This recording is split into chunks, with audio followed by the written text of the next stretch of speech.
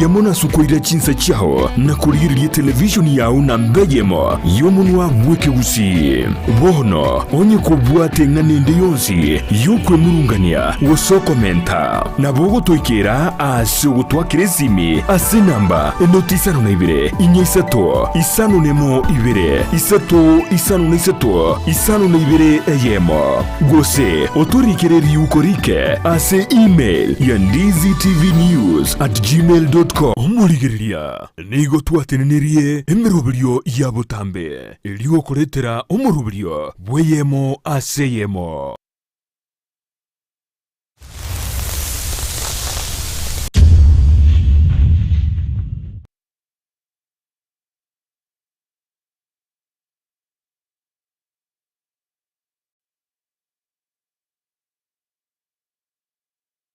And I don't want to dilute the importance of this day in this parliament. Call the next order. Honorable members will put questions on the matters that are pending. Then we go to the next issue. Order number 8, motion, report of the Committee of the Whole House on its consideration of the Equalization Fund Appropriation number 2 bill, Senate Bill number 30 of 2023, question to be put and third reading.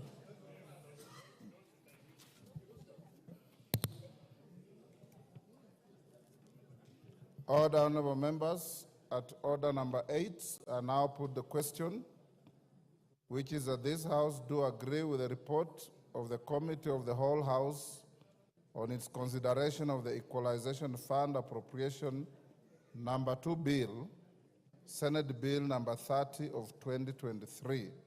As many as of that opinion say aye. Will those of the contrary opinion say nay?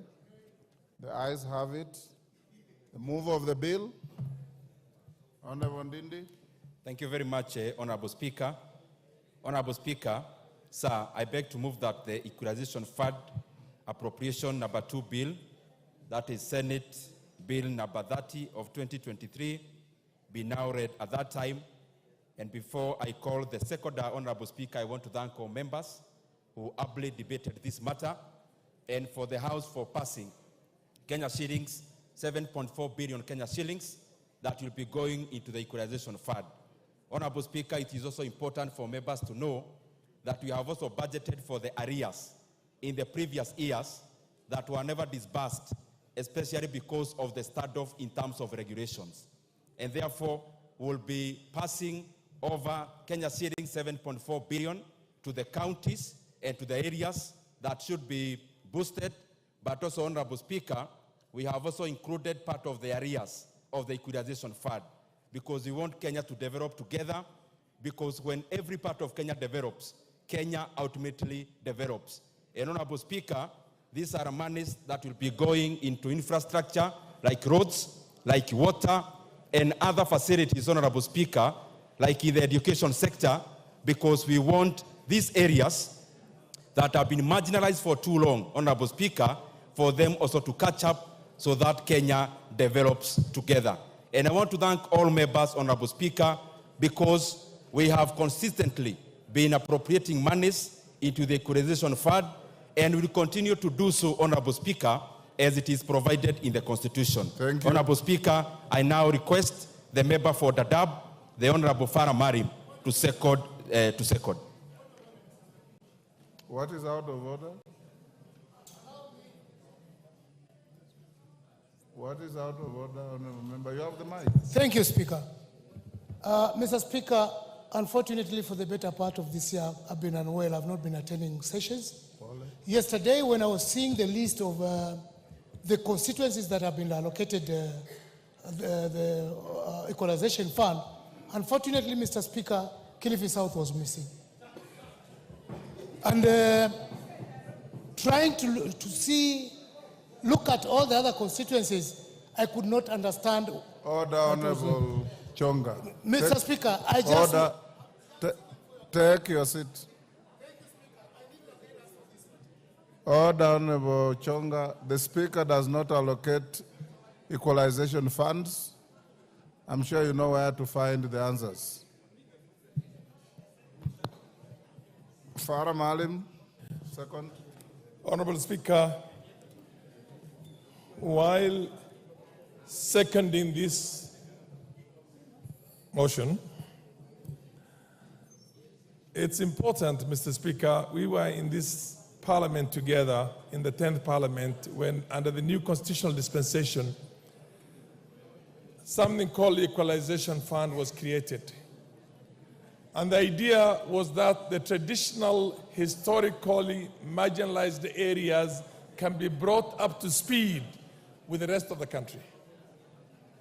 More so in light of what we had before, which was called the Sessional Paper number 10 of 1965, which essentially cut off the so-called buffer zones of the North and the former NFD from development.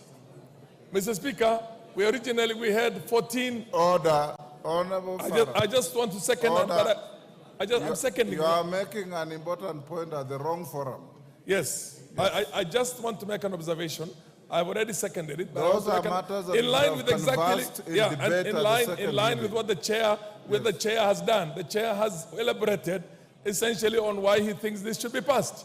I am also elaborating on that, but putting a rider in that this now has been watered down to 34 counties. So I support it. And I'm happy that the chair of the committee has done a lot of efforts to make sure this money is disbursed. But how much infrastructural development will 90 million do for Garissa in terms of tarmac roads, in terms of national grid, in terms of all those things? Equalization, the word equalization means bring them up to speed. But having said that, I know that we have a minority here, but I second it. Thank you very much. Thank you. Order.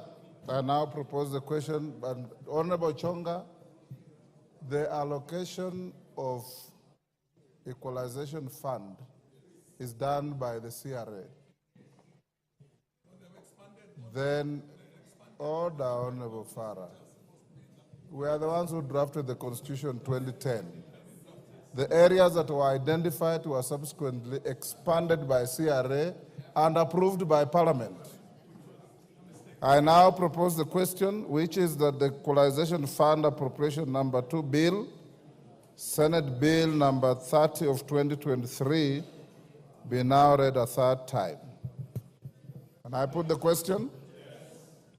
I now put the question, and I confirm that we have the requisite quorum, which is that the Equalization Fund Appropriation Number 2 Bill, Senate Bill Number 30 of 2023, be now read a third time. As many as of that opinion say aye. Aye. Will those of the contrary opinion say nay? The ayes have it.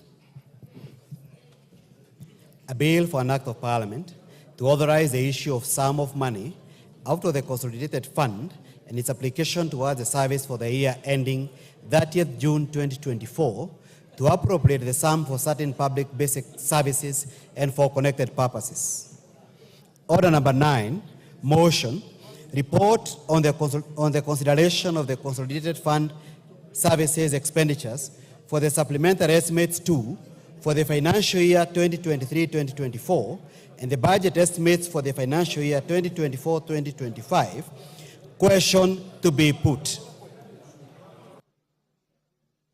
Order, honorable members. Order. Chief Whip, take your seat.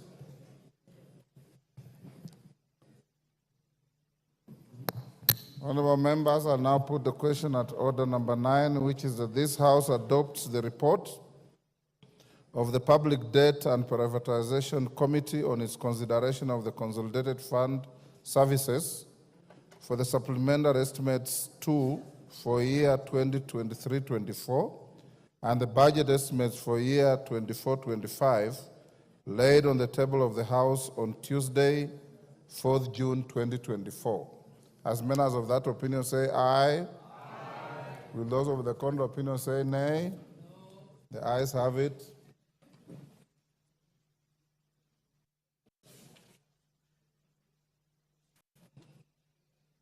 Honorable members,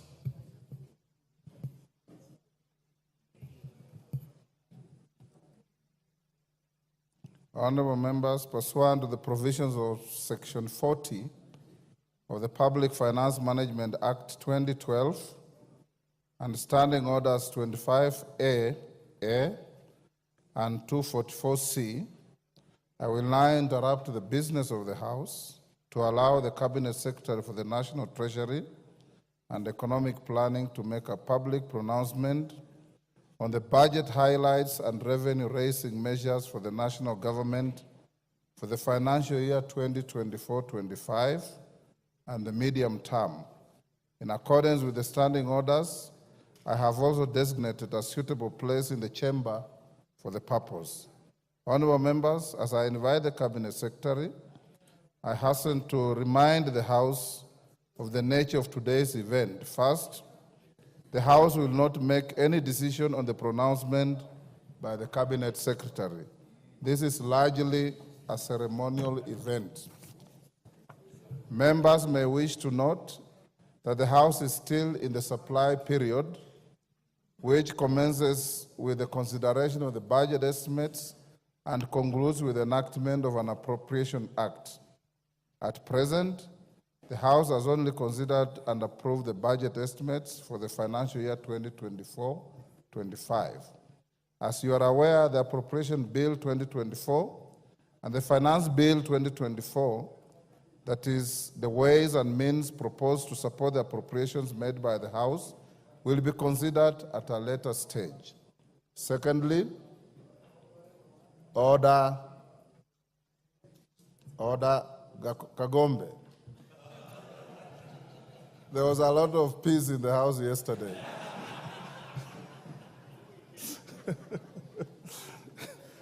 But you are welcome back to the House. Secondly, honorable members, I wish to allay the fears of a number of members who have approached me and raised concerns relating to the Finance Bill 2024. The House is not considering or voting on anything related to the Finance Bill today. Indeed, the bill is still undergoing public participation before the Departmental Committee on Finance and National Planning, and the committee is yet to table its report. Any concerns relating to the bill shall be adequately addressed by the House once the committee tables its report, hopefully in the next week. Thirdly, as stated earlier, the Cabinet Secretary is discharging a largely ceremonial function. Section 40 of the Public Finance Management 2012 requires the Cabinet Secretary to make a public pronouncement on the budget policy highlights and revenue-raising measures for the national government, taking into account international obligations entered into under the East African Community Treaty. As members are aware, partner states of the East African Community have a standing agreement to present and table budget statements to their respective parliaments every second Thursday of June, which is today. I hope the foregoing adequately clarifies the nature of today's event. And before I call the Cabinet Secretary, I wish to welcome our invited guests who comprise Cabinet Secretaries, Principal Secretaries, members of the Diplomatic Corps, and all other invited guests seated in the Speaker's row, diplomatic boxes, and the galleries. The Cabinet Secretary for the National Treasury, Professor Njuguna Ndungu, PhD, EGH, you may now proceed to the podium.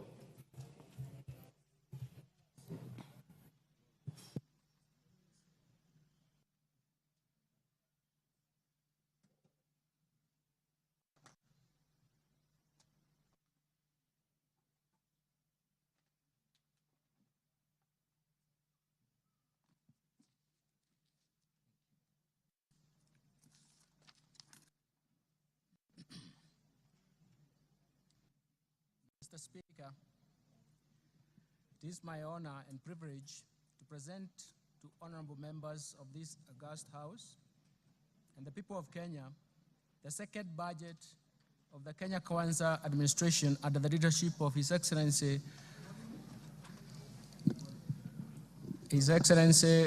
Dr. William Samoei Ruto, the President of the Republic of Kenya and the Commander-in-Chief of the Defense Forces. This budget reaffirms the priority policies and strategies for achieving the bottom-up economic transformation agenda that is progressively improving the livelihoods of Kenyans. This statement is presented in the fulfillment of the requirements of Standing Order number 241 of the National Assembly and Section 40 of the Public Finance Management Act 2012 that requires that the Cabinet Secretary for the National Treasury to make a public pronouncement of the budget policy highlights and revenue-raising measures for the national government. Mr. Speaker, since 2020, our economy has been unwinding from the effects of negative and even persistent global and domestic shocks that have pushed the economy to its lowest activity level. These shocks include the COVID-19 pandemic, second, the global supply chain disruptions, third, the effects of climate change from prolonged drought in 2021 and 2022, and even the floods of 2023-2024. And measures to mitigate these negative shocks embarked on structural reforms under the bottom-up economic transformation have been successful in ameliorating these effects. The efforts have reduced the cost of living and created vibrancy in the economy that have shown signs of strong economic recovery. Mr. Speaker, in several regions, Kenya has sunk into abject poverty, largely because markets in their segments were interfered with or not properly governed. The failure to protect and regulate markets disrupted their development and, more importantly, curtailed further investment in those sectors such as coffee, sugar, cotton, pyrethrum. The institutional failure problem pushed policy to fail.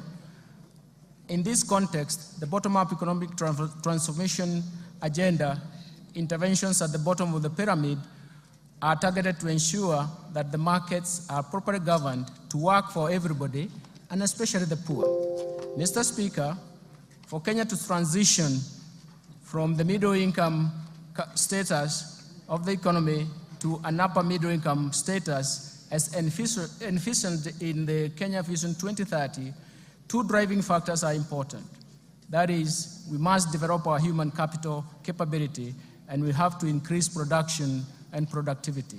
Mr. Speaker, the Kenyan economy is susceptible to the ravaging impact of climate change, as demonstrated in the 2021-22 severest drought, which was more severe, which we haven't seen in the last 40 years, and the events of floods that have led to massive loss of property and life. The most important thing is that these shocks have shifted budgetary resources from economic activity to saving lives and rebuilding damaged infrastructure. And this calls for urgent and decisive interventions, especially to our supply side, which I will later address in this statement. Mr. Speaker, our fiscal policy is geared towards supporting bottom-up economic transformation agenda through continued implementation of a fiscal consolidation plan designed towards slowing down the growth of public debt without compromising economic growth. The fiscal consolidation efforts will continue to target domestic revenue mobilization and rationalization of spending through improved public financial management while reallocating resources in priority areas. Mr. Speaker, in this year's budget process, we accorded Kenyans an opportunity to share their views on how to address the economic challenges facing the country.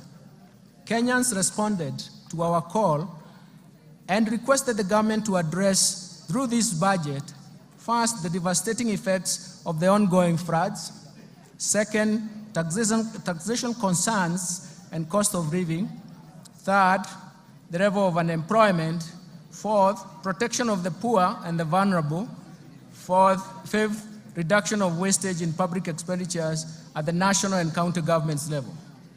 Today, Mr. Speaker, I wish to assure Kenyans that we have listened to their concerns, and we have spelled out measures to address through this budget.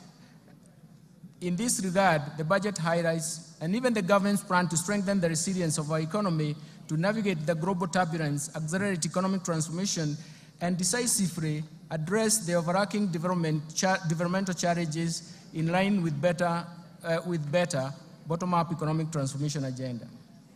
It is in this context we have chosen the theme of this year's budget as sustaining the bottom-up economic transformation agenda, fiscal consolidation, and investing in climate change mitigation and adaptation for improved livelihoods.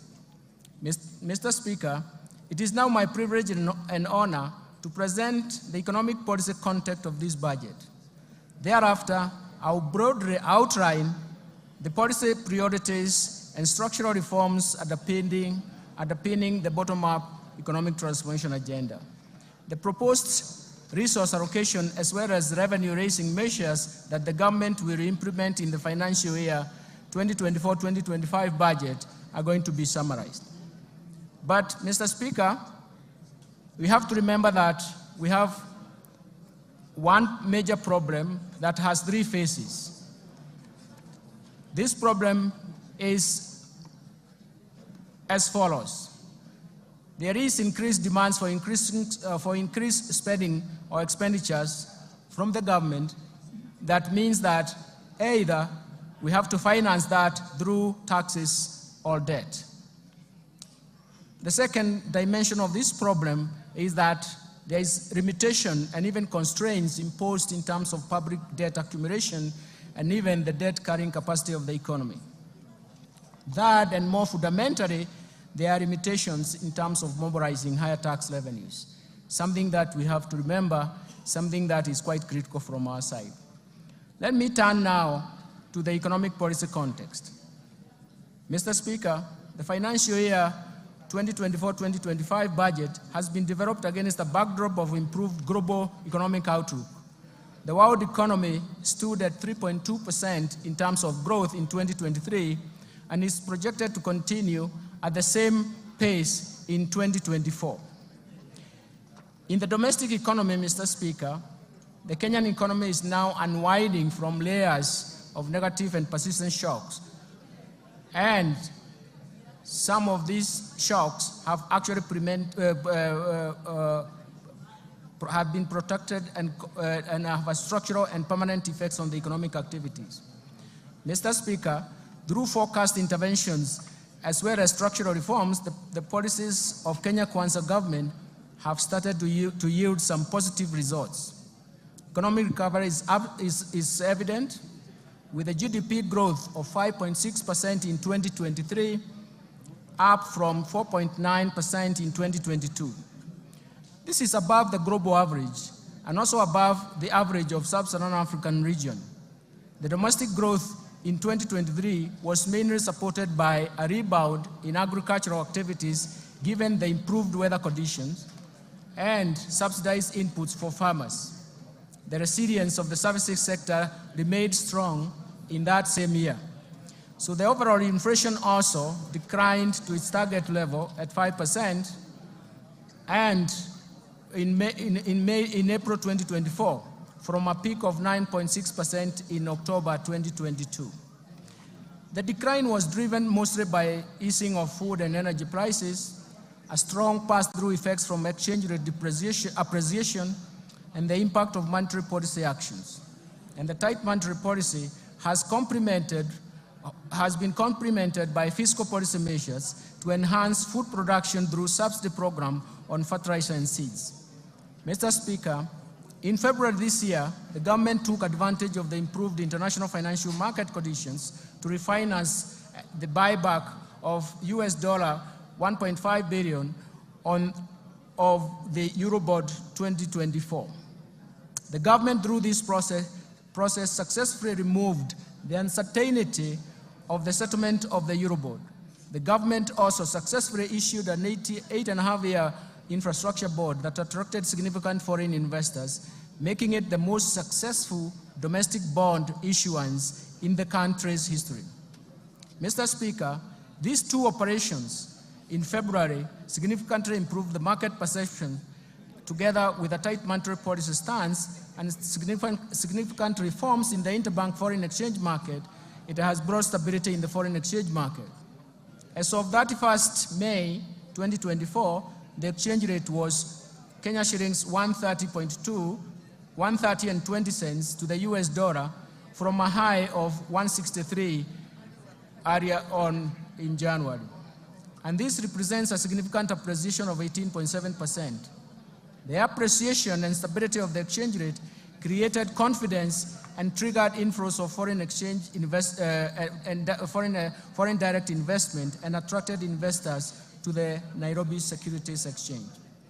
In order to enhance monetary policy transmission, the Central Bank of Kenya has adopted a new monetary policy implementation framework, and this is based on inflation targeting and introduces an interest rate corridor around the central bank rate.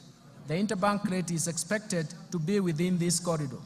In addition, the Central Bank of Kenya launched the DAO CSD, a central securities depository infrastructure that delivers world-class level of registry, custodial, and even settlement services for both primary and secondary market operations.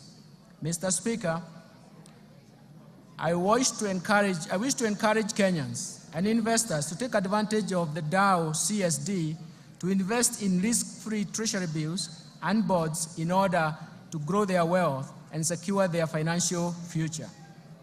We have simplified the DAO CSD, and investors can simply use the USSD *866# to log in and invest a retail bond for amounts as low as 600 shillings.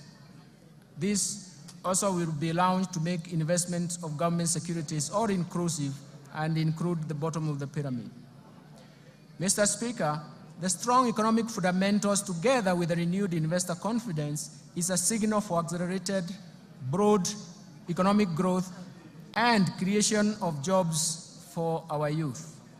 In 2023, the total new jobs generated in the economy increased from 848,200 jobs compared to 816,600 new jobs generated in 2022. And this is attributable to policies implemented, especially when you focus on affordable housing and the agricultural sector interventions. Looking ahead, Mr. Speaker, and considering the ongoing reforms and even additional measures the government is introducing through the budget statement, we project our economy to grow at 5.5% in 2024 and 2025. This strong growth will be supported by ongoing interventions at the bottom-up economic transformation agenda. In this regard, the government will accelerate investment in human capital development and capital accumulation, in market development, protection and regulation, in domestic resource mobilization, in reforming and restructuring government institutions, and finally, and more important, digitization to usher an era of efficiency in economic management to support economic recovery. Mr. Speaker, in order to safeguard macroeconomic stability and protect the fragile economic recovery, monetary and fiscal policies will remain very prudent. The Central Bank of Kenya will ensure inflation rate remains within target while maintaining a competitive exchange rate and stable interest rates. The Central Bank is further expected to safeguard the improvements in the functioning of the interbank foreign exchange market and apply all its instruments to strengthen the monetary policy transmission mechanism. On the other hand, Mr. Speaker, fiscal policy stance over the medium term aims at supporting the government's bottom-up economic transformation agenda by delivering a strong fiscal consolidation with fiscal deficit declining from 3.3% of GDP in financial year 2024-2025 from a high of 5.7% of GDP in financial year 2023-2024. This will improve the primary surplus to 2.3% of GDP in the financial year 2023-2025 from a primary deficit of 0.4% in the previous year. I will later in this statement elaborate on policy measures to deliver the strong fiscal consolidation.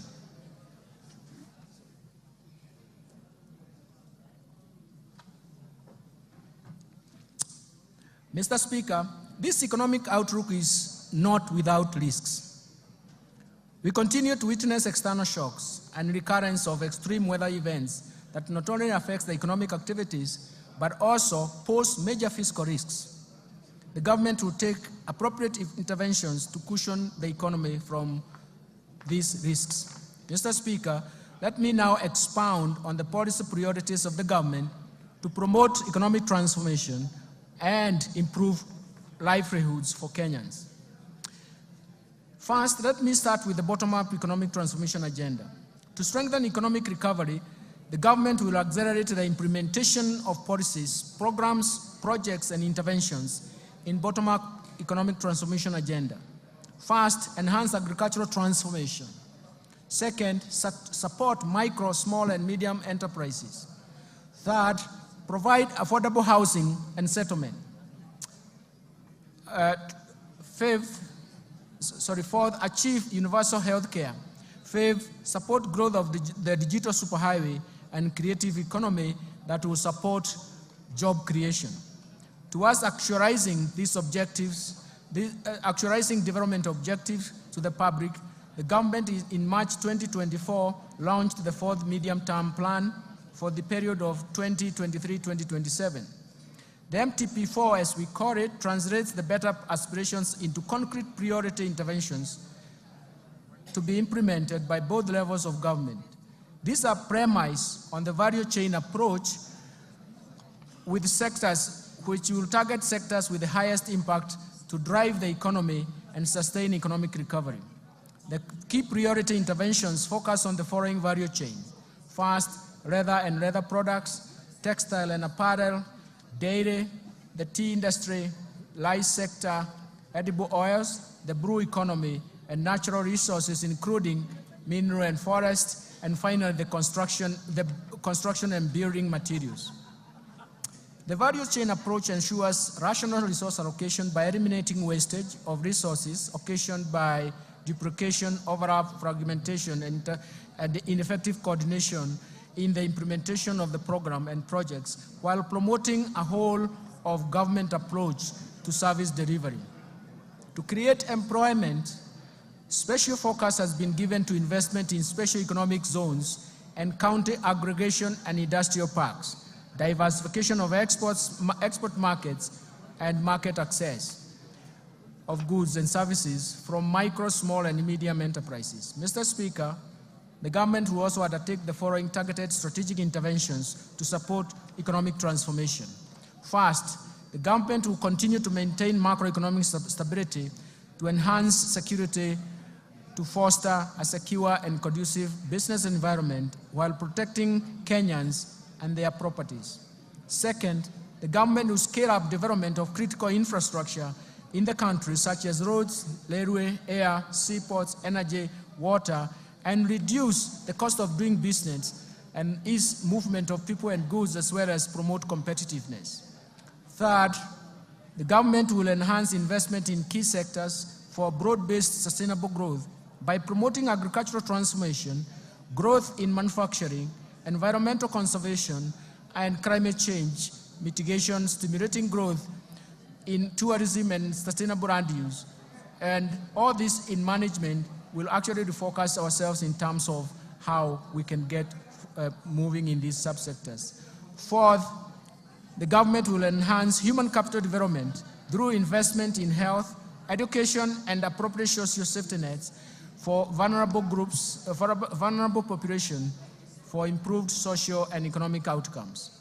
Fifth, the government will support the youth, women, and even persons living with disabilities through government-funded empowerment programs that leverage on partnership with private sector organizations. Sixth, the government will support county governments through transfer of shareable revenues to strengthen their systems and capacity in service delivery. Mr. Speaker, it's important to notice that it is for the first time since the advent of devolution that the county governments are getting shareable revenue, which is surpassing 400 billion shillings. Lastly, implement various policy and legal institutional reforms that will enhance the efficiency of public service delivery. Let me turn now to investing in climate change mitigation and adaptation to enhance resilience. Mr. Speaker, the effects of climate change have become detrimental to economies across the globe, with extreme weather conditions, events affecting lives and livelihoods of millions of people.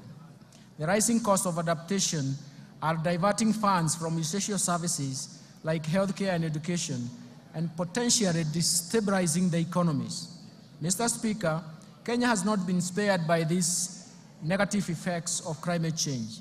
The recent unprecedented floods that our country faced following the prolonged drought in 2021-2022 claimed lives, caused injuries to many people, and wreaked havoc on property, infrastructure, and livelihoods.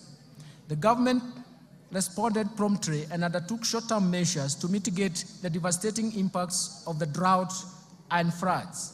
Going forward, we shall formulate and implement long-term climate change adaptation and mitigation strategies to generate strong resilience pathways.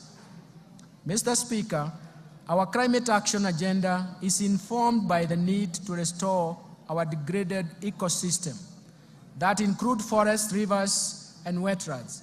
It is for this reason that His Excellency the President has rallied Kenyans to prioritize environmental conservation, implement aggressive reforestation, afforestation, and wetland restoration programs, and reverse the biodiversity loss and even land degradation. In response to the President's call, the government has stepped up climate adaptation mitigation efforts, including green energy, smart agriculture, decarbonizing manufacturing, e-mobility, and green building, all aimed at the attainment of zero carbon by 2050. I therefore urge all Kenyans to support the government's response to the ecosystem restoration that aims to grow 15 billion trees nationwide by the year 2030. Let me turn to policy, legal, and institutional reforms. Mr. Speaker, while we have made progress as a nation, we remain alive to structural constraints that impede the pace of economic development.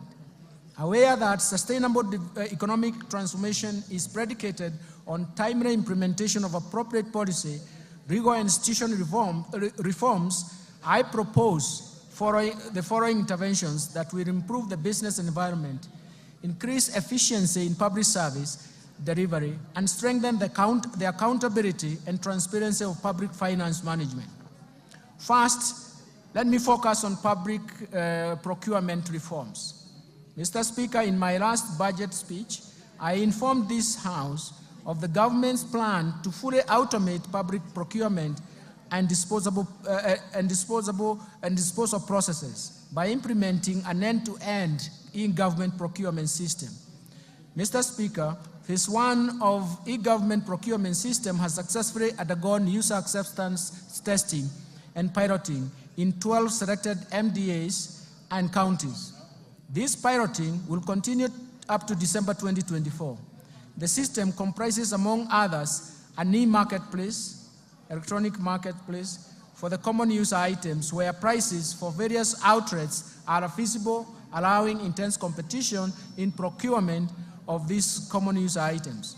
Once the e-government procurement system is rolled out, all MDAs and executive offices of county governments will be required to fully transition to the system, while state agencies and corporations, county assemblies, and even county agencies will be onboarded in the second phase within the 2024-2025 fiscal year. The system will reduce cost of goods, works, and even services between 10 and 15%, maximize value for money, and increase the transparency of procurement. Second, let me turn to restraining growth of public sector wage bill. Mr. Speaker, the public sector wage bill continues to rise, leaving few resources for development. Public sector wage bill stood at 38.2% of the ratio as a ratio of total revenue in 2021. To contain the wage bill, the government implemented a wage freeze in the financial years 2021-22 2022-23, in addition to eliminating and streamlining the number of allowances. Further actions planned in relation to containing the wage bill include: first, all MDAs and county governments should review and rationalize their staff establishment to ensure affordability, fiscal sustainability with the right composition and skill sets. Second, the government will roll out a unified human resource information system for the entire public sector starting from 1st July. The system consolidates human resource and payroll data in the public service for access through single warehouse.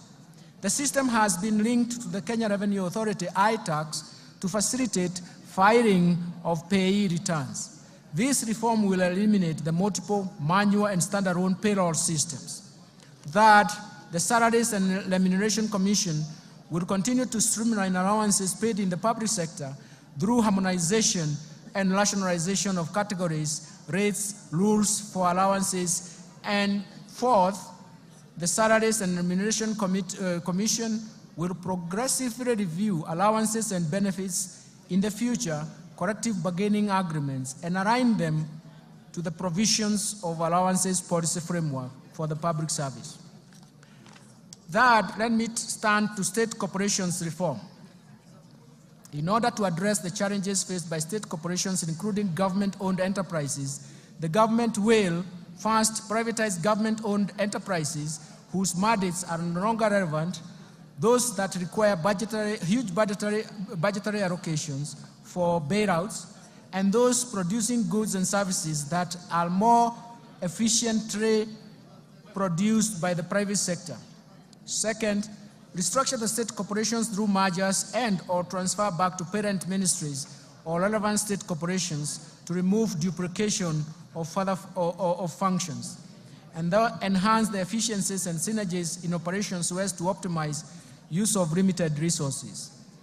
And ensure state corporations are self-sustaining, generate additional revenue to the exchequer, and also ensure quality service delivery to Kenyans. In addition, Mr. Speaker, the government is committed to implement policy changes to ensure government-owned enterprises realize their full potential. You will note that in 2023, the cabinet approved the ownership policy for the government-owned enterprises. And this is a key governance reform framework. Mr. Speaker, to anchor the policy in law and to give effect to its operationalization, a draft Government-Owned Enterprise Bill 2024 has been finalized and is undergoing public participation. Once the process is completed and an approval granted by Cabinet, the bill will be submitted to this August House for consideration, and I'm seeking support from this House for approval of the bill. Mr. Speaker, we have also prepared a draft Government Investment Regulations 2024 to provide a framework for efficient and effective management of government investment. The draft regulations will be taken through public participation before submission to this House for consideration and, if possible, approval. Fourth, let me turn to pending bills. Mr. Speaker, in the last budget statement, I informed this House that the government plans to establish a pending bills verification committee to carry out a thorough analysis of all stock of pending bills for the period 1st July 2005 to 30th June 2022, and formulate measures to stop accumulation of pending bills going forward. Mr. Speaker, as you are aware now, His Excellency the President inaugurated the Pending Bills Verification Committee in November 2023. The committee received a total of 94,997 pending bills claims valued at Kenya shillings 662.3 billion. Analysis of the pending bill claims submitted by MDAs is ongoing. The general public has been given an opportunity to submit any pending bill claims owed by the national government. The committee is expected to complete its work and submit a report by October 2024 for implementation within the fiscal framework. Fifth, the national assets and inventory management reforms. Mr. Speaker, the National Treasury has initiated reforms geared towards automating assets and inventory management in MDAs as well as county governments. In this regard, the National Treasury will operationalize the assets and inventory management modules of IFMIS, with the module of all MDAs scheduled to launch and go live in July 2024. The rollout of county governments will commence thereafter. These reforms will enable the accounting officers to have visibility of all assets and inventory under their control and facilitate optimal assets utilization. Sixth, let me turn to financial sector reforms. Mr. Speaker, the Kenya banking sector remains stable, resilient, and continues to play its role in mobilizing funds and channeling them to deserving productive economic sectors and activities. The banking sector remained profitable with a growth of assets of 0.3%. It is now standing at 7.74 trillion in February 2024. Credit from commercial banks to the private sector stood at around 6.9% in terms of growth in April 2024 and has benefited key sectors of the economy. The Financial Inclusion Fund, popularly known as the HASRA Fund, and the de-risking of lending to the MSMEs through the Credit Guarantee Scheme have facilitated additional lending to the MSME sector. Mr. Speaker, to position the banking sector to effectively play its role in Kenya's socio-economic transformation, 3 recent reforms have been implemented. First, the licensing and oversight of digital credit providers to address inherent challenges, including the high cost of credit, unethical debt collection, inadequate disclosures and lack of transparency, breach of data privacy, and abuse of personal information. As at the end of March 2024, 51 digital credit providers have been licensed. Secondly, on climate change, the CBK in April 2024 issued draft Kenya Green Finance Taxonomy for public participation that will serve as a tool to classify whether particular economic activities are green or environmentally sustainable, and serve as a guide for banking sector and other market participants in making informed investment decisions or financing decisions. Third, to eliminate money laundering and vulnerability in the banking sector, the CBK has revised the anti-money laundering and combating the financing of terrorism and proliferation of financing, and the supervisory framework has been implemented so that the risk-based supervision is enacted, undertaking institutional and sectoral risk assessment and enhancing staff complement capacity for supervision. Mr. Speaker, the Kenya banking sector is exposed to dynamic global, regional, and even local developments, necessitating reforms in this respect. The following reforms are proposed. First, the Central Bank of Kenya intends to progressively increase the minimum core capital for banks from the current 1 billion to Kenya shillings 10 billion. The CBK will engage the market for an appropriate timetable to achieve this goal. This is intended to strengthen the resilience and increase the bank's capacity to finance large-scale projects while creating sufficient capital buffer to absorb and withstand shocks posed by continuous emerging risks associated with adoption of technology and innovation as institutions expand. Second, the central bank plans to amend the Banking Act to provide for stiff dissuasive penalties that are proportionate to the violations committed, support a strong compliance culture in banks, and also make sure that it aligns to international best practice.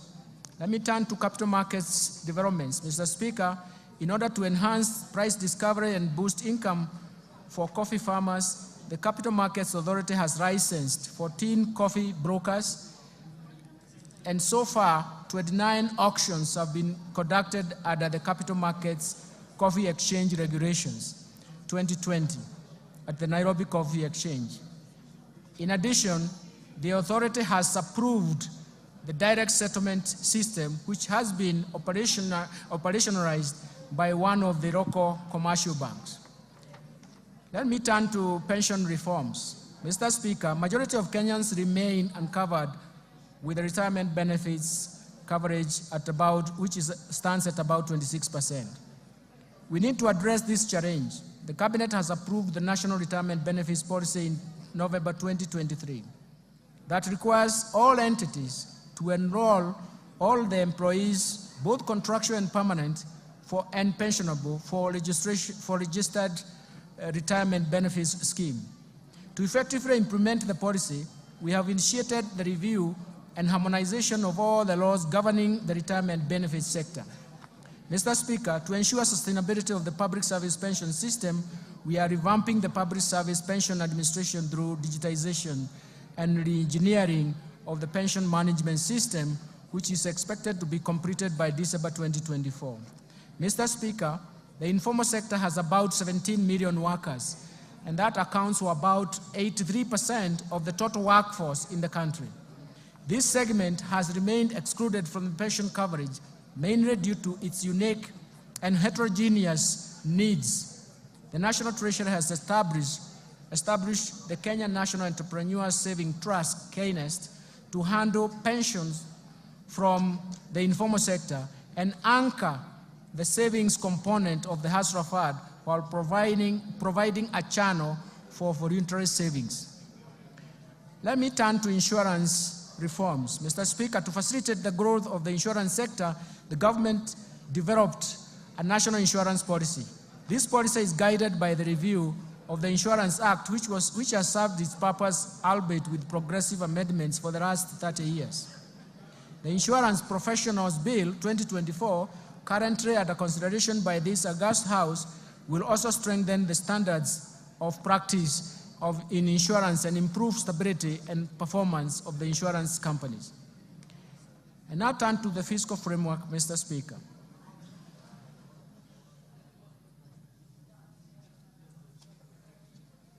Mr. Speaker, the government's fiscal policy is to enhance fiscal consolidation efforts to reduce debt vulnerabilities and rebuild fiscal buffers amid significant global and even domestic challenges. These external and domestic shocks that Kenya has experienced serve as a reminder of the importance of fiscal buffers. Mr. Speaker, the focus of our fiscal policy thus remains to reduce the deficit from 5.7% of GDP in the current financial year to 3.3% in the financial year 2024-2025. We're going to do this through various means. First, domestic resource mobilization. Mr. Speaker, implementation of government's plan for rapid and inclusive socio-economic transformation largely depends on robust revenue growth rate. Indeed, despite significant government investment in reforming the tax structure, the tax to GDP is estimated at 11.5% of GDP as of 2022-2023, against an estimated potential of 25% of GDP. And this is also the convergence criteria in the East African community countries. We therefore urgently need to address the challenges that negatively affect our revenue collection, some of these challenges include: first, there is an existence of hard-to-tax sectors. The economy is dominated by a large informal sector that is mostly outside the current tax instrument, leaving the country to rely on a narrow tax base, and it is time to reverse this trend. Second, proliferation of tax expenditures over the years. Tax expenditures are estimated right now at 2.9% of GDP, if you consider the 2022 data, that it has major erosion to the tax base. Third, low tax compliance, largely attributed to factors such as the technical and complex nature of our tax laws and procedures, taxpayer apathy due to perceived inefficient use of tax revenues, high compliance costs, and inadequate taxpayer education. Fourth, there are difficulties in taxing emerging digital economy. The tax system is not fully equipped to deal with the emerging business models that leverage on the digital technology.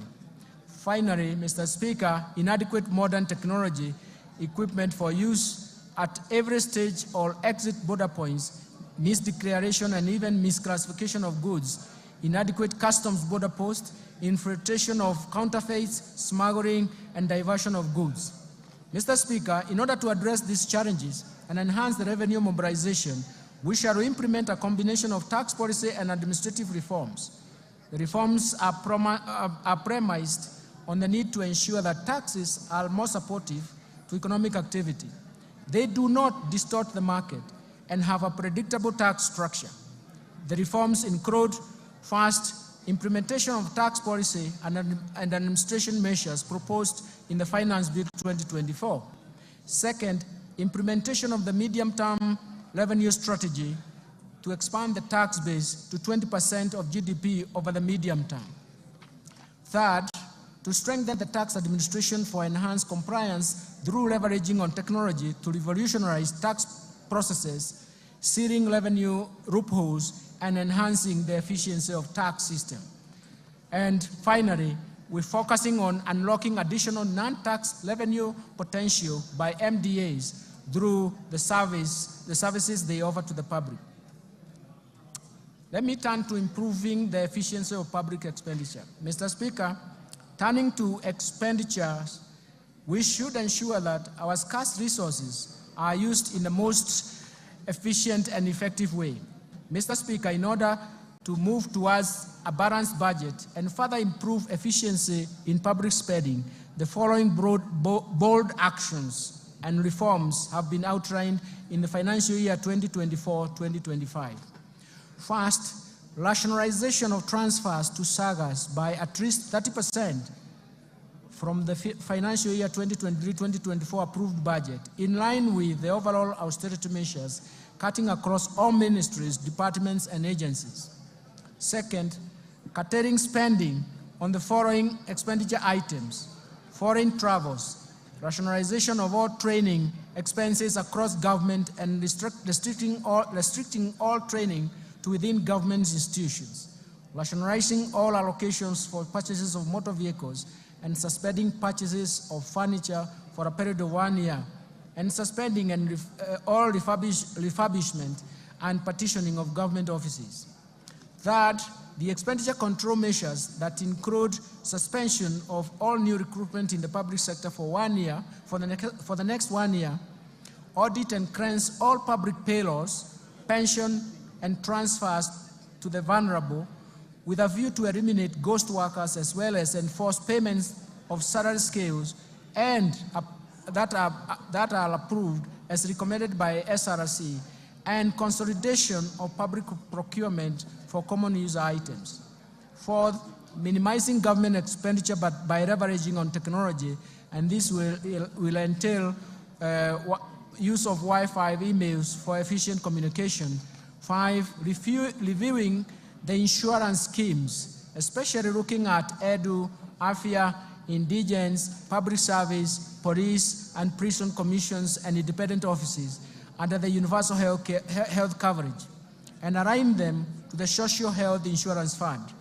The Social Health Insurance Fund now will be important because it will afford all Kenyans a universal health care with more benefits.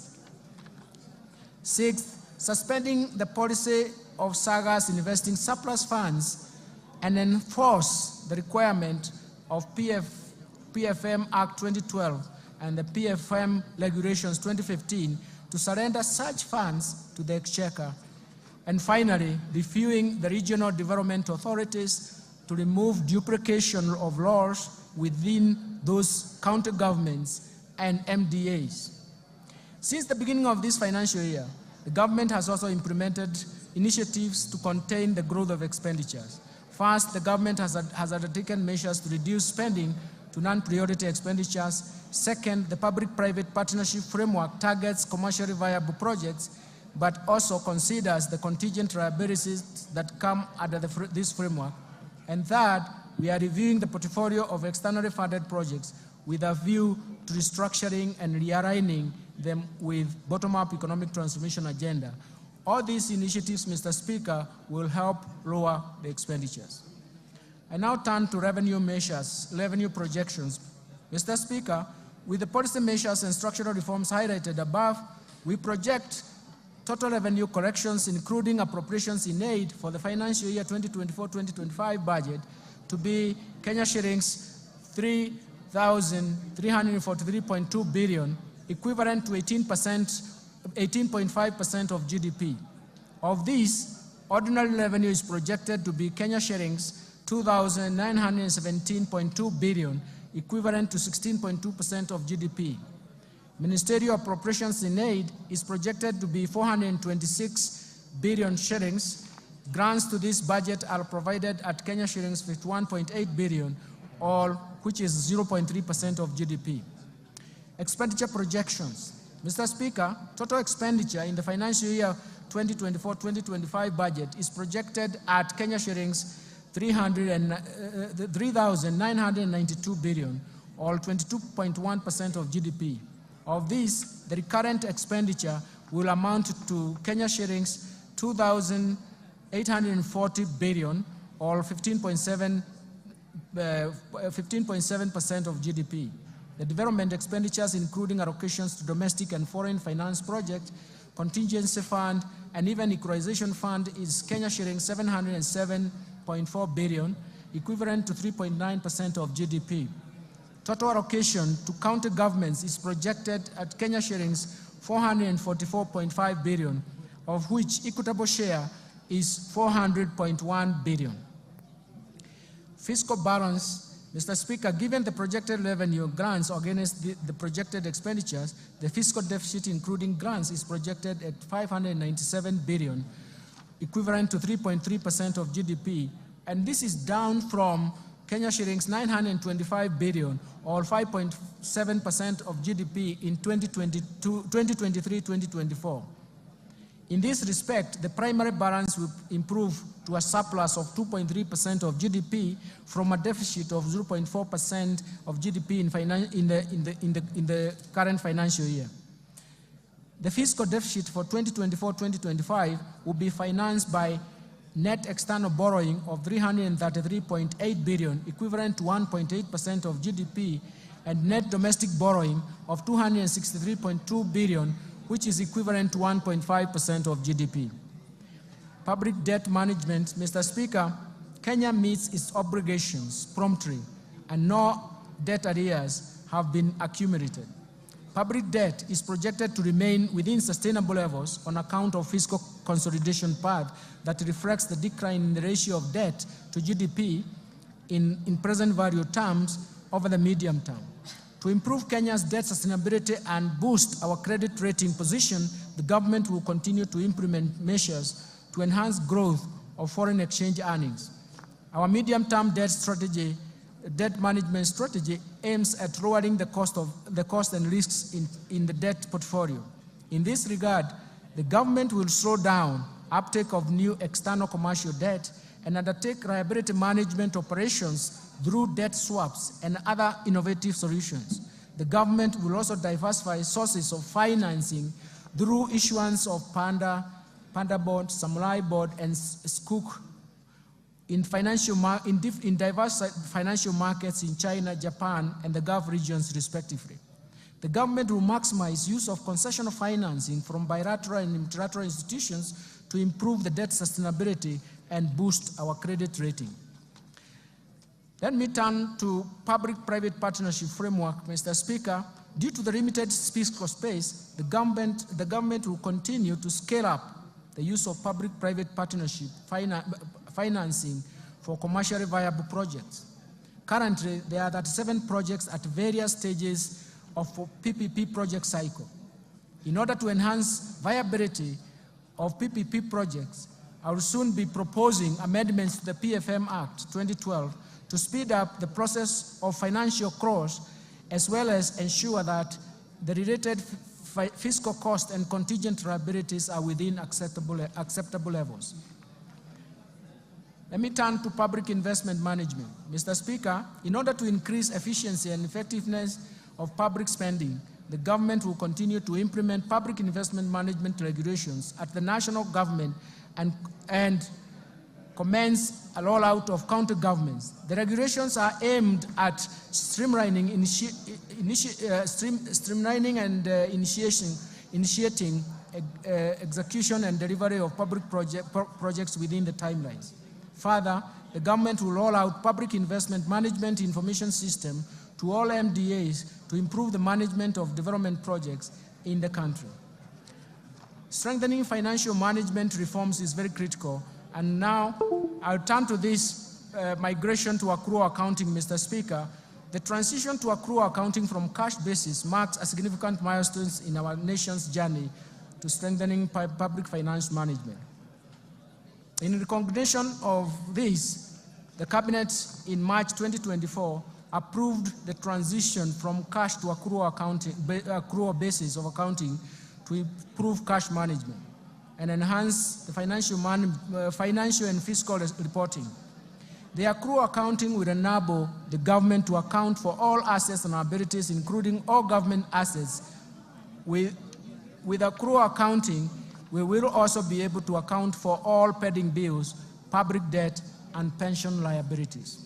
Mr. Speaker, this is an important step to strengthen the public finance management, and I will therefore direct all MDAs and county governments to migrate to accrual accounting starting July 2024.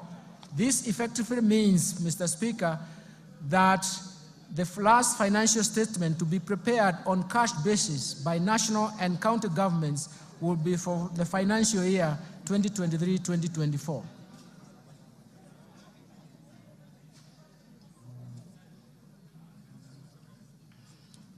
Mr. Speaker, let me turn to Treasury Single Account. Mr. Speaker, the PFM Act 2012 and its attendant registration provides for the establishment of the Treasury Single Account, TSA as we call it, system at both national and county government levels.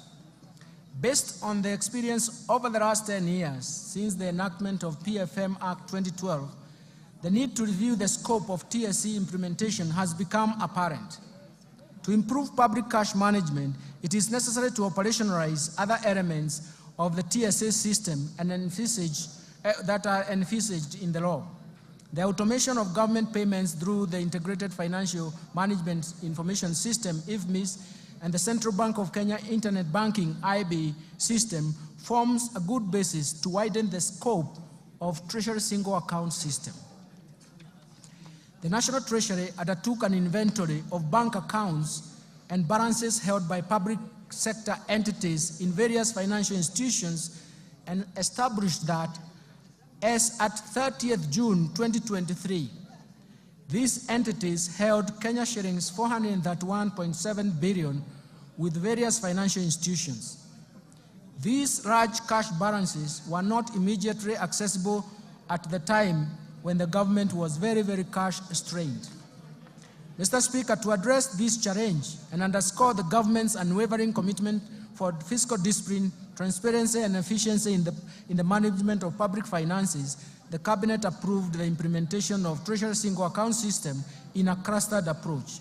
The system will consolidate government cash resources into a single account held at the Central Bank of Kenya and sub-treasury single accounts at the commercial banks. The National Treasury in this respect will establish a treasury function to manage the TSA and the TSA sub-account structure so that every day the government financial position is known and ascertained. The migration of the TSA system commences on 1st July 2024.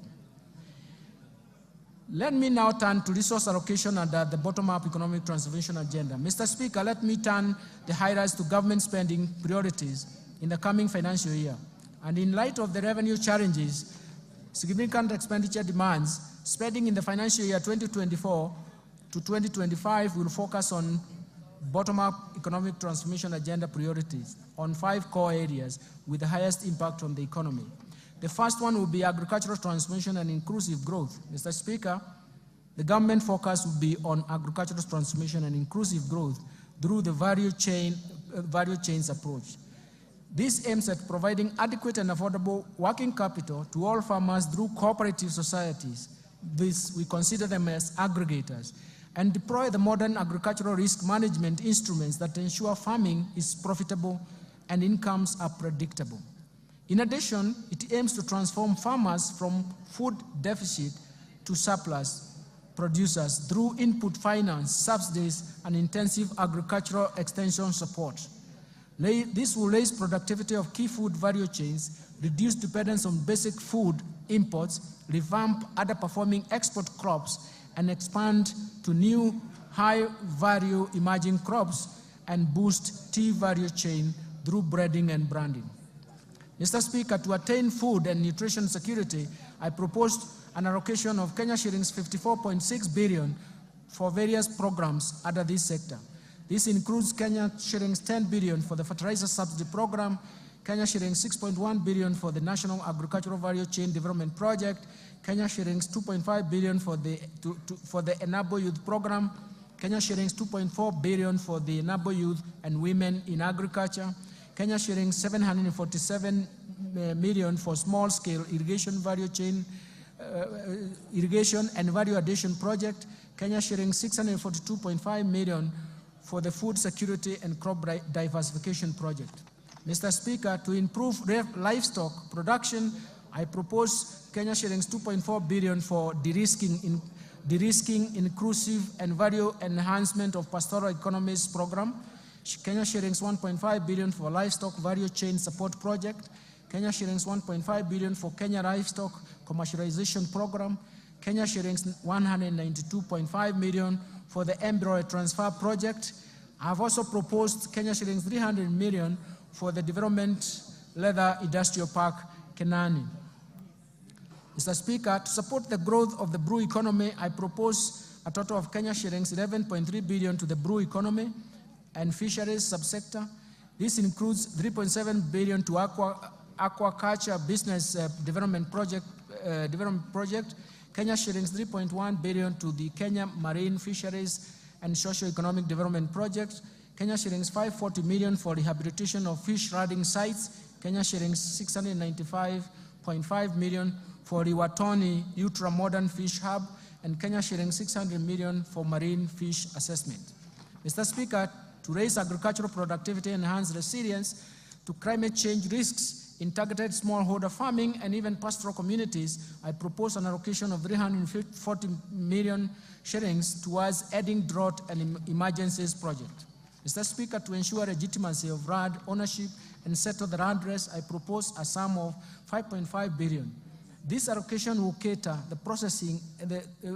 for the processing and registration of the title deeds, settlement of the land race, digitization of the land registry, georeferencing of land parcels, and construction of land registries. Second, I want to turn to transforming micro, small, and medium enterprises economy. Mr. Speaker, accessibility and affordable credit to most Kenyans at the bottom of the pyramid remains a challenge. To address this challenge, the government is proposing an additional allocation of 5 billion shillings to the Financial Inclusion or HASRAS Fund to scale up access to credit for households and MSMEs.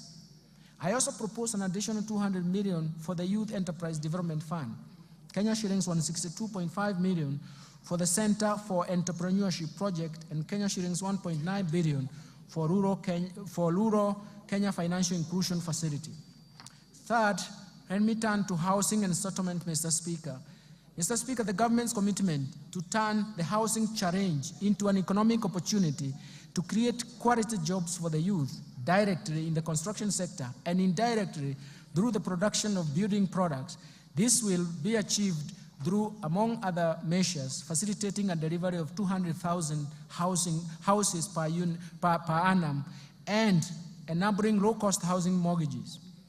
To continue supporting this initiative, I have proposed an allocation of 92.1 billion shillings for the housing, urban development, and public works.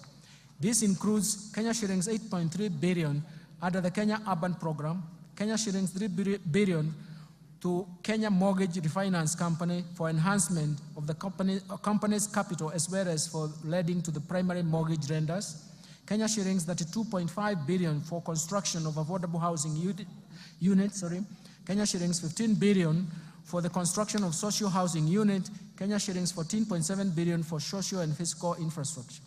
Mr. Speaker, other proposed allocation to the housing, urban development, and public works include 11.3 billion for the Kenya Informal Settlement Improvement Project Phase 3, Kenya shillings 1 billion for the construction of markets, Kenya shillings 1 billion for the National Slum Upgrading Program, Kenya shillings 1 billion for the construction of housing units for the National Police and Kenya prisons, Kenya shillings 496.3 million for the construction of food bridges, Kenya shillings 444 million targeted to support construction of county headquarters that are targeted.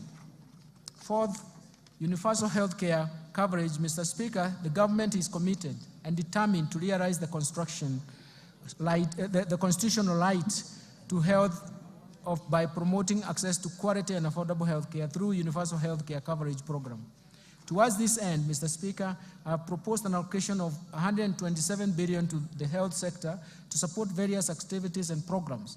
These include 4.2 billion for Kenya shillings, 4.2 billion for universal health care coverage, coordination and management unit, Kenya shillings 2 billion for free maternity health care, Kenya shillings 3.6 billion for managed equipment services, Kenya shillings 861.5 million to provide medical cover for the orphans, elderly, and severely disabled persons in our society, Kenya shillings 4.6 billion to cater for the stipend and acquisition of specialized medical equipment for the community health promoters, and 4.1 billion shillings for primary health care fund. Mr. Speaker, throughout the cases of HIV, AIDS, malaria, and tuberculosis, and enhance the vaccines and immunization program in the country, I have proposed Kenya shillings 28.7 billion for the Global Fund, and Kenya shillings 4.6 billion for vaccines and immunization programs, respectively. Mr. Speaker, to enhance the early diagnosis and management of cancer and reduce the burden of treatment among Kenyans, I have proposed an allocation of Kenya shillings 1.1 billion to strengthen cancer management in Kenyatta National Hospital and Kisii Level 5 hospitals. I have also proposed Kenya shillings 2 billion to the Emergencies, Chronic and Critical Illness Fund.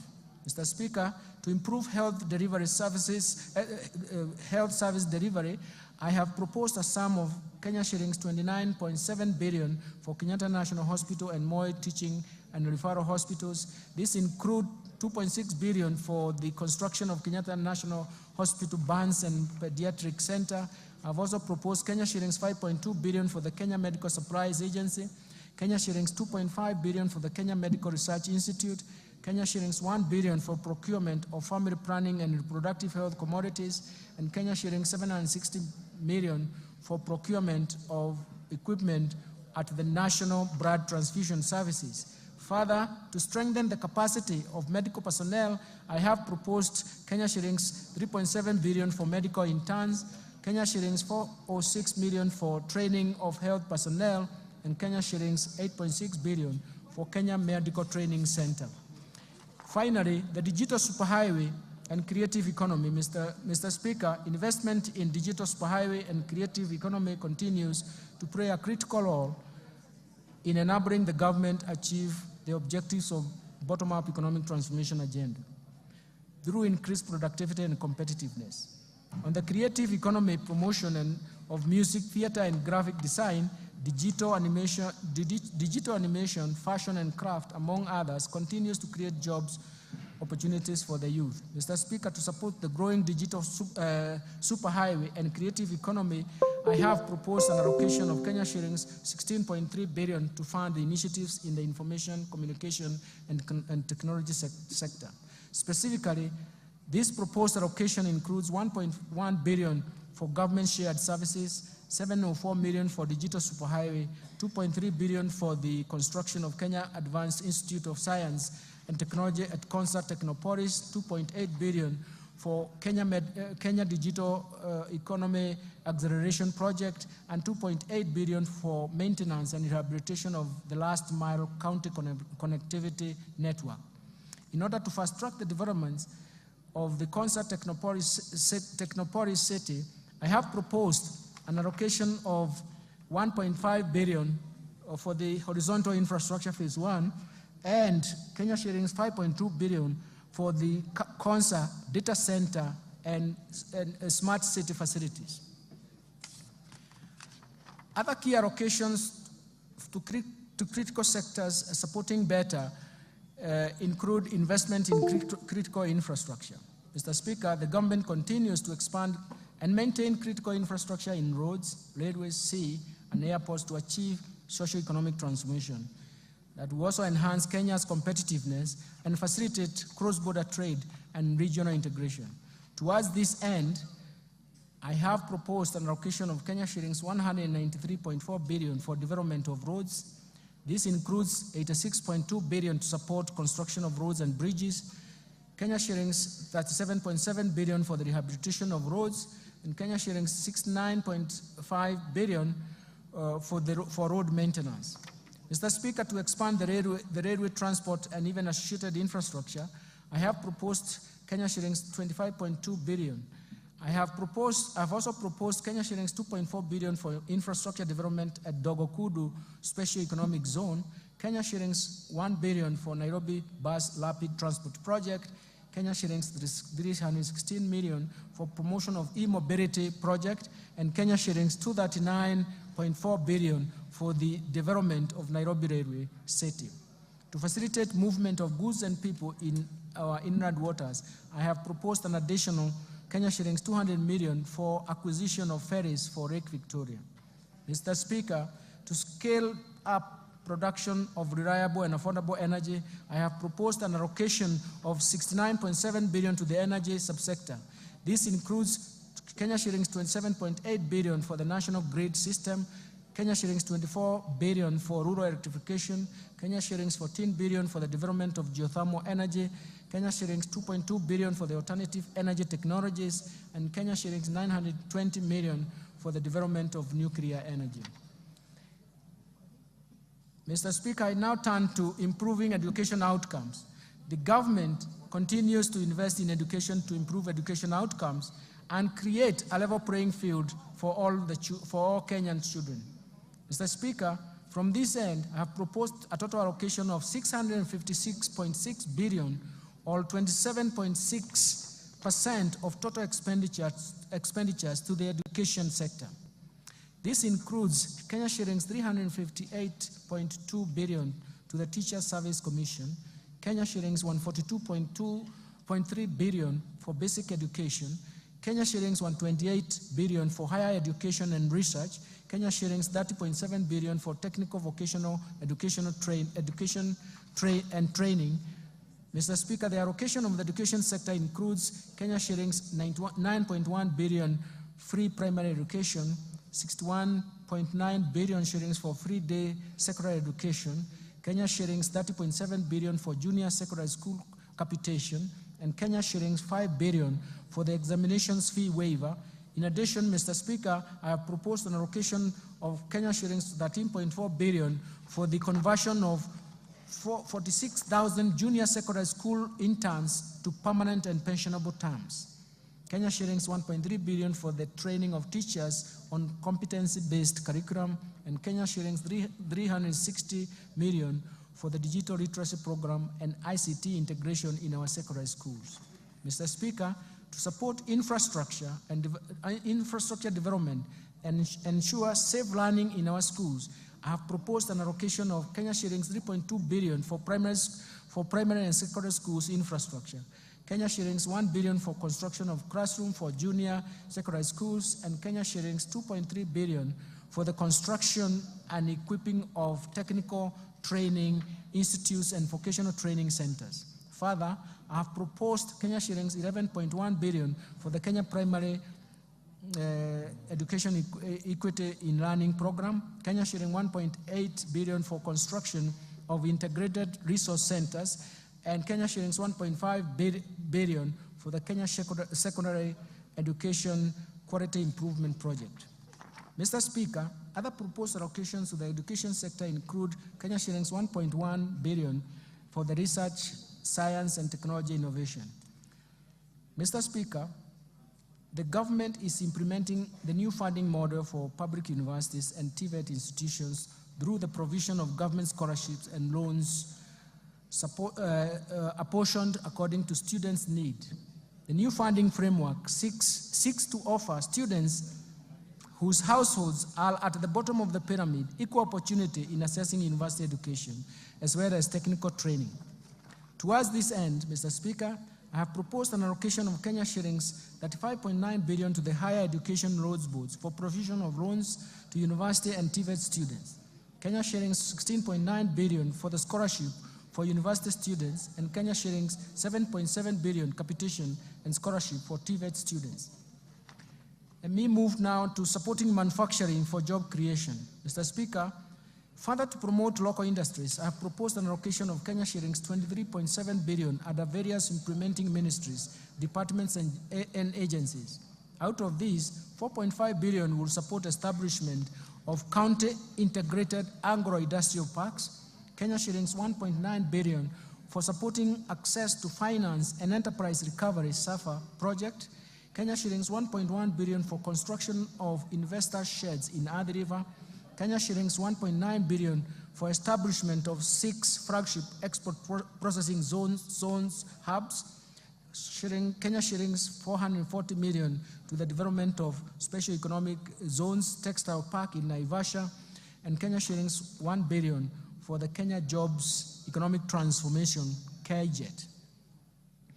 In addition, Mr. Speaker, in order to revitalize and maximize benefits from our cash crops, the government will make further investments towards revival and enhancement of output.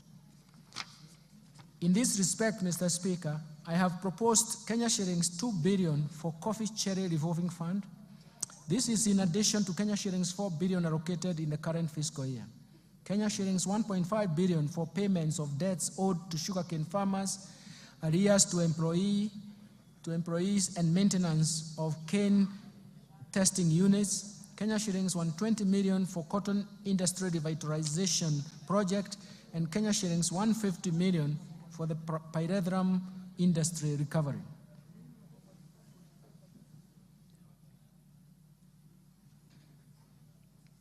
Mr. Speaker, in order to reduce over-reliance of the importation of edible oils and encourage local production and processing, I have proposed Kenya shillings 90 million for the coconut industry revitalization project, Kenya shillings 260 million for the National Edible Oils Crop Promotion Project, and an allocation to National Agricultural Value Chain Development Project, which includes support for cashew nut development.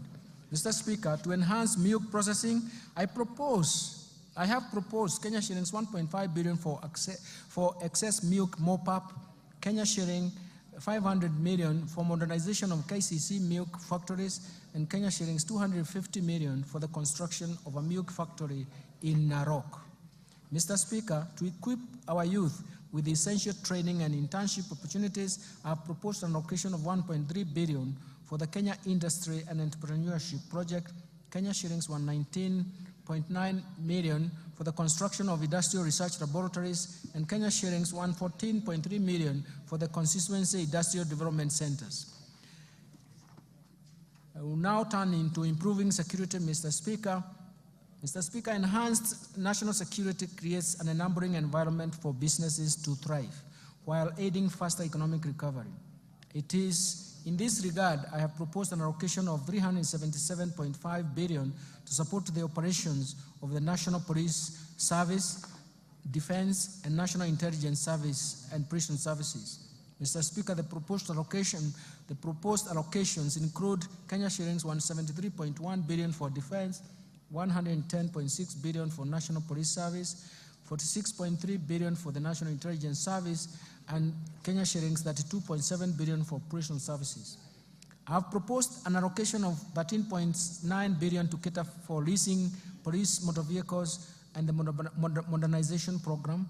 Mr. Speaker, to step up the war on crime and embrace support to administration of justice, I have proposed Kenya shillings 918.4 million to equip the National Forensic Laboratory. Protecting the vulnerable groups, Mr. Speaker, as a caring government, we shall continue to protect the vulnerable members of our society. I have in this regard proposed an allocation of 31.3 billion for social protection and affirmative actions in this budget. Mr. Speaker, out of this allocation, Kenya shillings 18.6 billion will cater for cash transfers to elderly persons, 7.9 billion for orphans and vulnerable children, Kenya shillings 1.2 billion for persons living with severe disabilities. Mr. Speaker, the proposed allocation includes 1.5 billion for the Kenya Hunger Safety Net Program, Kenya shillings 1.9 billion for the Kenya Social and Economic Inclusion Project. In addition, 815 million will go to Child Welfare Society of Kenya, 400 million to the Presidential Bursary for the orphans, Kenya shillings 600.1 million for National Council for Persons Living with Disabilities, and Kenya shillings 100 million for the National Albinism Support Program, and Kenya shillings 100 for National Autism Support Program. Let me turn to equity, poverty reduction, women and youth empowerment. Mr. Speaker, the most pressing challenge in our country at the moment is lack of jobs or job opportunities for the youth. This has been exacerbated by the multiple shocks that have hit our economy. And in order to empower the youth and support businesses owned by the youth and women, I have proposed Kenya shillings 89.5 billion for these initiatives. This allocation includes 10.4 billion for the National Youth Service, 1.1 billion for the Kenya Youth Empowerment Program, 200 million for the Youth Enterprise Development Fund, 162.5 billion for the Center for Entrepreneurship, 230 million for the establishment of youth empowerment centers, 2.7 million to National Youth Opportunity Towards Advancement, NYOTA. In addition, I have proposed Kenya shillings 649.8 million to strengthen the film industry in Kenya. Mr. Speaker, the government is committed to ensuring increased income for our women through employment creation and supporting women-led enterprises. And to further empower our women, I have proposed Kenya shillings 182.8 million for the Women Enterprise Fund, Kenya shillings 3.5 billion for the National Government Affirmative Action Fund. Mr. Speaker, to promote regional equity, reduce poverty, and enhance social development, I have proposed Kenya shillings 63 billion for the National Government Constituency Development Fund, as well as Kenya shillings 8 billion for the Equalization Fund to finance programs identified in marginal areas. Let me turn now to stimulating tourism, growth, sports, culture, and recreation and arts. Mr. Speaker, the government has prioritized expanding the space for creativity, including freedom of expression and protection of intellectual property rights. The government will also strengthen mainstreaming of arts and culture, infrastructure and support cultural production, and as well as creative economy. We are also cognizant of the brand value of Kenyans participating and excelling in international sports arena as incalculable. To support tourism, sports, culture, and even recreation, I have proposed an allocation of 23.7 billion, and this includes an allocation of 16.5 billion for the Sports, Arts, Social Development Fund, Kenya shillings 4.9 billion for the Tourism Fund, and Kenya shillings 2.2 billion for the Tourism Promotion Fund. Let me turn to environment protection, water and natural resources. Mr. Speaker, in order to support environment and water conservation and respond to climate change, I have proposed an allocation of Kenya shillings 10.7 billion for forest resources conservation and management, 1.7 billion for forest research and development, 2.7 billion for environment management and protection, 5.9 billion for the Kenya Financing Locally Led Climate Action Project, 1.6 billion for meteorological services, and Kenya shillings 13.1 billion for wildlife security, conservation, and management. In addition, Mr. Speaker, I have proposed Kenya shillings 1 billion for wildlife research and development, Kenya shillings 1.2 billion for human-wildlife conflict compensation, and Kenya shillings 800 million for wildlife insurance. Mr. Speaker, to expand and access clean and adequate water for domestic and agricultural use, I have proposed an allocation of Kenya shillings 36.6 billion for the water and sewerage infrastructure development, 12.5 billion for water resources management, and Kenya shillings 1.9 billion for water storage and flood control. In addition, I have proposed 17.8 billion for irrigation and land reclamation, Kenya shillings 1.9 billion for water harvesting and storage for irrigation. I now turn to improving governance and sustaining the fight against corruption. To enhance good governance and Mr. Speaker, and scale up fight against corruption, I have proposed Kenya shillings 4.2 billion for the Ethics and Anti-Corruption Commission, 4 billion for the Office of Director of Public Prosecution, 6.9 billion for the State Law Office, 8.7 billion for the Office of the Auditor General.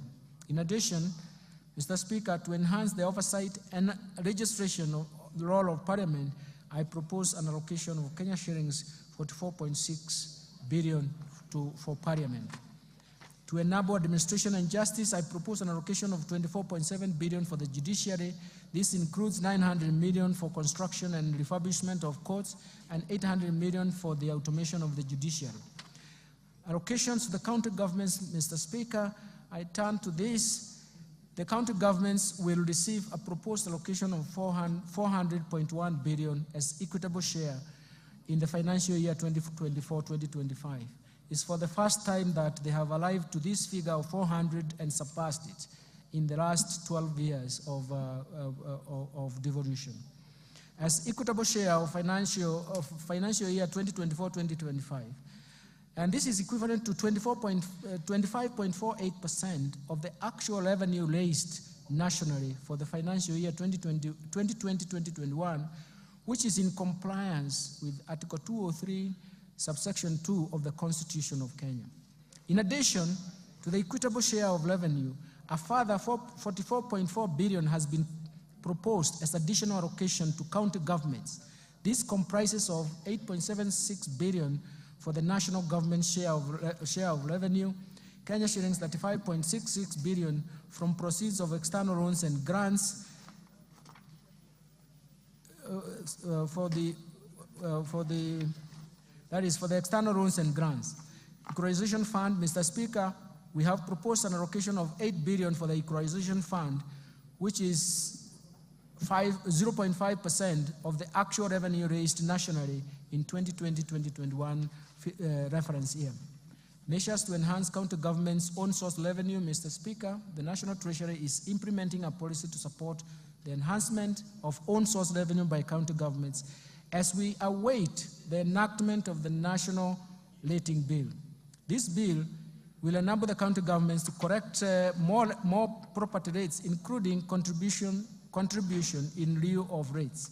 In addition, Mr. Speaker, a multi-agency committee has been formed to manage the rollout of the proposed integrated county revenue management system in 47 county governments.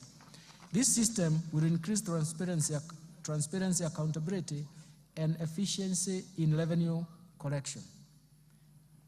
Let me turn now to taxation measures, Mr. Speaker.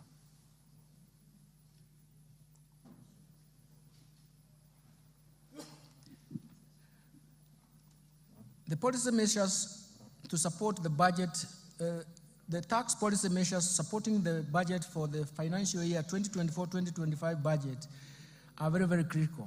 In the course of this year, we embarked on tax policy review through a number of tax studies that will support the development of a progressive tax system. Mr. Speaker, the objective of these reforms is to develop an elaborate tax policy that will raise adequate revenue to finance recurrent as well as development budgets. For this to materialize, we intend to first to develop diverse methods to enlarge the tax base. Second, we want to make sure that we minimize tax expenditures that amount to Kenya shillings 396 billion, which is equivalent to 2.9% of GDP as of 2022. Of the Kenya shillings 396 billion, 63.1% of it is on VAT refunds alone on zero-rated final consumer goods. Third, we want to create a tax system that is not only predictable to taxpayers, but also yields predictable revenues to government. Fourth, we want to develop a tax system that supports markets, that supports production, consumption, and even investments. Mr. Speaker, thank you. Mr. Speaker, the year 2024-2025 marks the beginning of these reforms through the proposed amendments in various tax laws contained in the Finance Bill 2024. Mr. Speaker, these reforms are part of a wider tax policy reforms contained in the medium-term revenue strategy, and I will shortly be providing highlights of these reforms. Additionally, Mr. Speaker, during the East African Community pre-budget consultations held in May 2024, the ministers responsible for finance and economic planning in the East African Community region agreed on customs measures that will support and protect industries in the region. Mr. Speaker, the tax measures proposed in the Finance Bill 2024 and the said custom measures are expected to generate an additional Kenya shillings 346.7 billion or 1.9% of GDP to the exchequer for the financial year 2024-2025. Let me start with custom duties. Mr. Speaker, allow me to provide highlights of some of the custom measures agreed during the pre-budget consultation with the East African Community partner states. Mr. Speaker, the ministers agreed on a number of measures for enhancing the competitiveness of locally manufactured products by allowing stays of application for the East African Community Common External Tariff, not to change the rates and where necessary, adopt higher rates of duty to encourage local production in East African Community countries. The ministers also agreed on duty remissions for raw materials and inputs used by local manufacturers to facilitate East African Community domestic production. Mr. Speaker, in order to meet local demands and enhance food security in Kenya, on key staple foods, Kenya was granted an extension of the current stay of application of to import rice at a duty rate of 35% or US $200 per metric ton, whichever is higher, for 1 year, instead of East African Community Common External Tariff rate of 75% or $345 per metric ton, whichever is higher. And also, Kenya was allowed to import wheat at a duty rate of 10% instead of 35% for 1 year under the EAC, East African Community Duty Remission Scheme. Mr. Speaker, Kenya has a strong assembly of electronics industry, including mobile phones. In order to further open up the ICT sector to more investors, Kenya requested for duty remission on inputs for manufacture and assembly of smart telecommunication devices, including mobile phones, laptops, and tablets. This request was granted. Mr. Speaker, the local assembly of automotives continues to facilitate job creation with positive ripple effects in other supportive sectors, especially in the manufacturing of spare parts. In this regard, Kenya continued to develop capacity in the assembly of prime movers, road tractors, trailers, to meet both local and regional demand.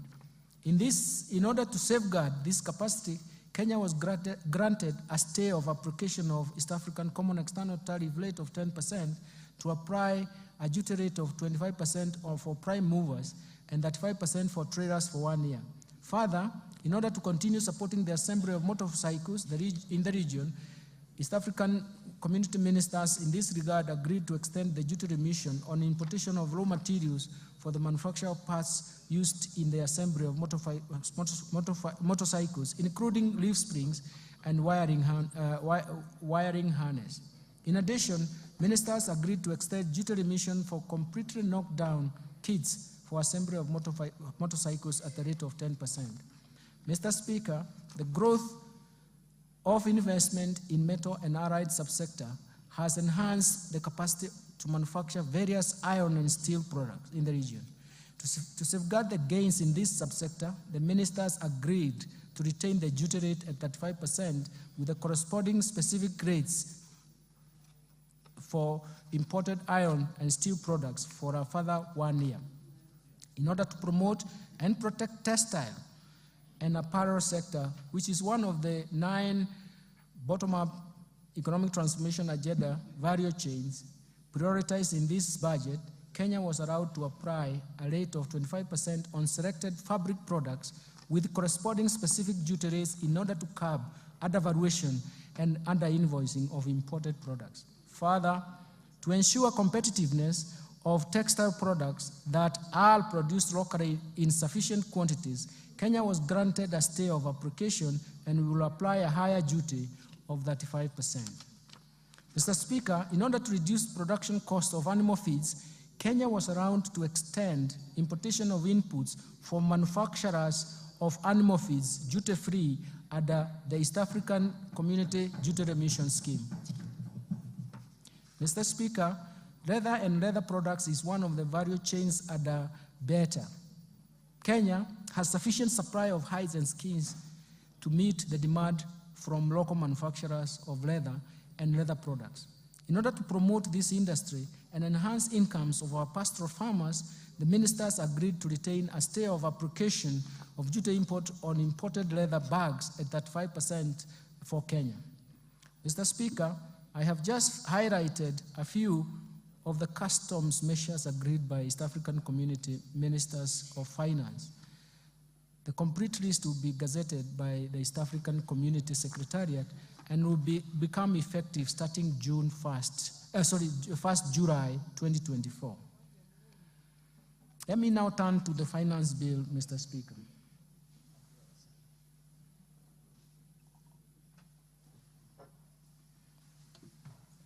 Mr. Speaker, allow me to highlight tax policy measures proposed in the Finance Bill 2024. I will begin with the proposed amendments to the Income Tax Act, followed by Value Added Tax, Excise Duty Act, Tax Procedures Act, and miscellaneous fees and levies. Mr. Speaker, let me start with amendments to the Income Tax Act. Currently, retirement benefits, Mr. Speaker, are subjected to tax. This taxation ceases at the age of 65 years. In order to support the retired employees, I propose to amend the Income Tax Act to exempt all retirement benefits paid from the Registered Pension Fund, Registered Provident Fund, Registered Individual Retirement Fund, and National Social Security Fund and the Public Pension Scheme upon attainment of the retirement age. Mr. Speaker, for the individuals who take up early retirement, this exemption will only apply if the individual has contributed to the pension scheme for a period of 20 years from the date of registration as a member. Mr. Speaker, in addition, the annual limit of pension contribution that is exempt from tax is 30% of the individual income, or Kenya shillings 240,000, whichever is lower. Considering that this limit has not been revised since 2005, and to encourage savings for social security after retirement, I propose to increase this limit to 360,000 shillings per annum. Further, Mr. Speaker, I propose to allow deduction contribution to a post-retirement medical fund subject to a limit of Kenya shillings 10,000 per month. This will promote savings for post-retirement healthcare needs. Mr. Speaker, currently the threshold above which withholding tax applies on payments for management fees, professional fees, training fees, and contractual fees is Kenya shillings 24,000 per month. I propose to amend the Income Tax Act to remove this threshold since it creates a room for tax planning and is a challenge to tax administration. Mr. Speaker, despite the Income Tax Act providing a corporate tax rate of 30%, some taxpayers pay tax at an effective rate of less than 15%. This is due to vigorous tax planning and tax incentives provided under the Act. To prevent this practice, I propose to amend Income Tax Act to introduce a minimum top-up tax payable by a multinational group with a consolidated annual turnover of euro 750 million, whose effective corporate tax rate is below 15%. Mr. Speaker, the spectrum of license fees paid by telecommunication operators are currently not tax deductible, creating unfairness in the tax system. In this regard, I propose to amend the Income Tax Act to allow telecommunications network operators to deduct the spectrum licenses fees over a period of 10 years. Mr. Speaker, advanced pricing agreements have emerged as a valuable tool for preventing tax disputes related to transfer pricing of cross-border transactions. In this regard, I propose to empower the Commissioner to enter into advance pricing agreement with taxpayers engaged in transactions with related entities. Mr. Speaker, to attract international financial investors in Kenya and reinforce Kenya's position as a regional financial hub, I propose to reduce the rate of capital gains tax from 15% to 5% for firms certified by the Nairobi International Financial Center Authority. Mr. Speaker, a transfer of property between an individual and an entity where the individual holds 100% shareholding does not constitute a gain. In this respect, I propose to exclude from capital gains tax this kind of transfer. Mr. Speaker, the digital services tax was introduced to prevent tax-based erosion occasioned by migration of traditional businesses from physical shops to online platform that is not feasible by the Commissioner of Tax, by the Commissioner for Tax purposes. It has been noted that the design of the tax does not capture all taxpayers, leading not only to loss of revenue, but also to unfairness in taxation. For this reason, and in line with international best practice, I propose to amend the Income Tax Act to replace the digital service tax with the significant economic presence tax. Mr. Speaker, to expand the tax base and make our country self-reliant, I propose to introduce an annual motor vehicle tax at the rate of 2.5%, the value of the vehicle, subject to minimum amount of Kenya shillings 5,000. Mr. Speaker, let me now turn to gains. There are substantial gains for Kenyans. Mr. Speaker, currently the tax-free amount on subsistence allowance paid to employees in the private sector for a period spent outside the usual place of work while on official duties is capped at Kenya shillings 2,000 per day. This is quite low considering the inflation that has occurred over the years. To cushion employees in the private sector from high cost of living, I propose to review the threshold to an amount not exceeding 5% of the employee's monthly gross earnings. Second, Mr. Speaker, the affordable housing levy and pay as you earn are calculated from the same base, leading to double taxation. To address this, I propose to make the housing levy deductible expense. This means that there is a tax savings for Kenyans and therefore affording Kenyans more money in the pocket. Mr. Speaker, in order to encourage Kenyans to continue constructing their own houses, I propose to increase the limit of interest payments that qualify for mortgage relief from Kenya shillings 300,000 to Kenya shillings 360,000 per annum. Let me turn now, Mr. Speaker, to amendments to the value-added tax. Mr. Speaker, I will now highlight the amendments of the value-added tax. Mr. Speaker, currently the registration of VAT is a requirement for a person who makes taxable supplies of Kenya shillings 5 million or more. This threshold was last reviewed in 2007. In recognition to the effect of inflation over the years and to enhance efficiency in tax administration, I propose to increase the threshold to Kenya shillings 8 million. Mr. Speaker, the VAT Act allows taxpayers making both taxable and exempt supplies to claim input tax where the proportion of exempt supplies is less than 10%. This has led to tax planning and hence loss of government revenue.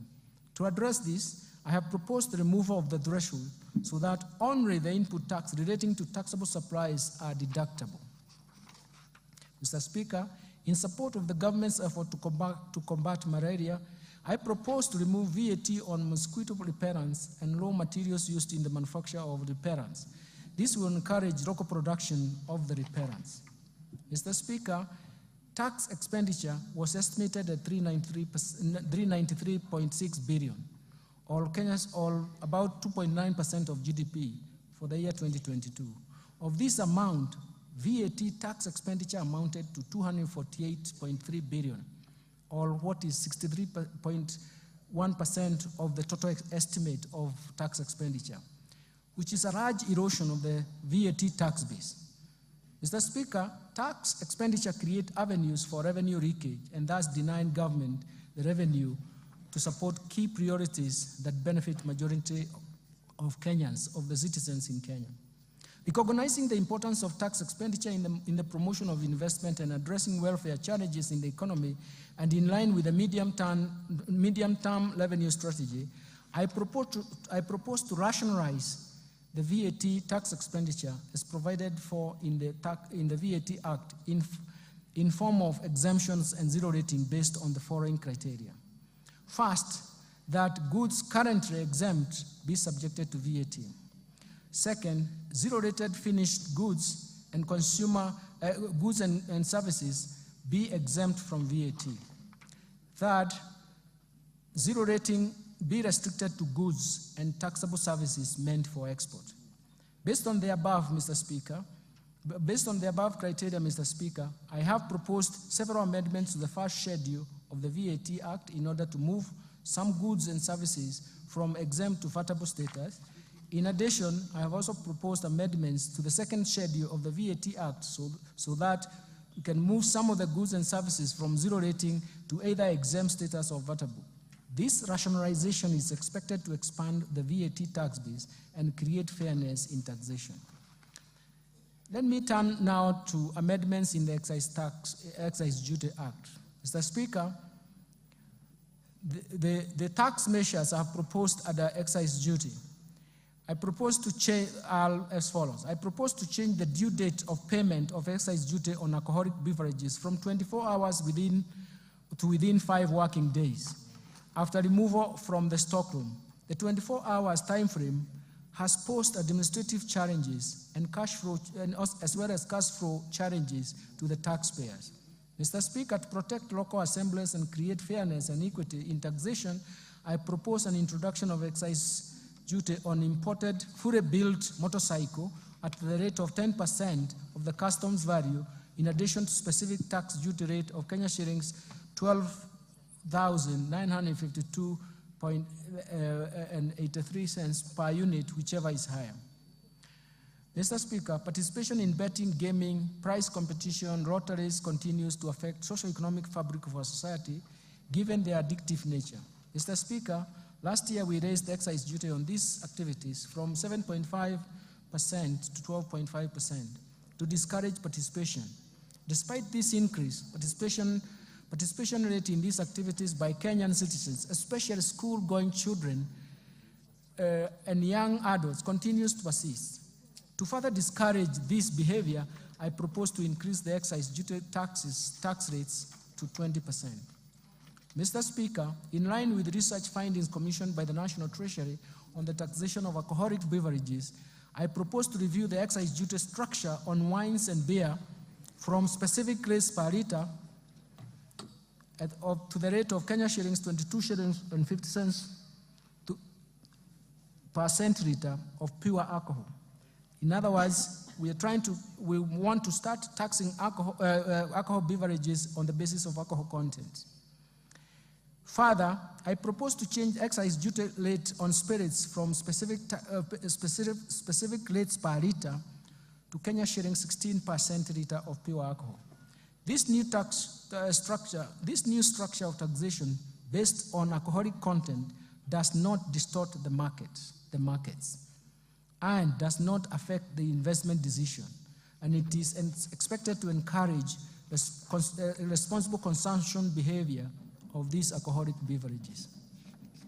Mr. Speaker, I also propose to review excise duty structure on cigarettes in line with research conducted and advice that has recommended harmonization of excise duty rates for cigarettes with and without filters at the rate of Kenya shillings 4,100 per mille. This will reduce the incentive for misdeclaration and illicit trade.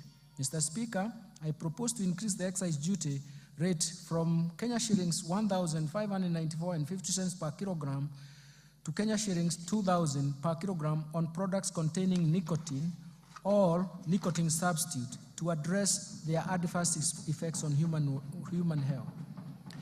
This excludes those approved medicinal products.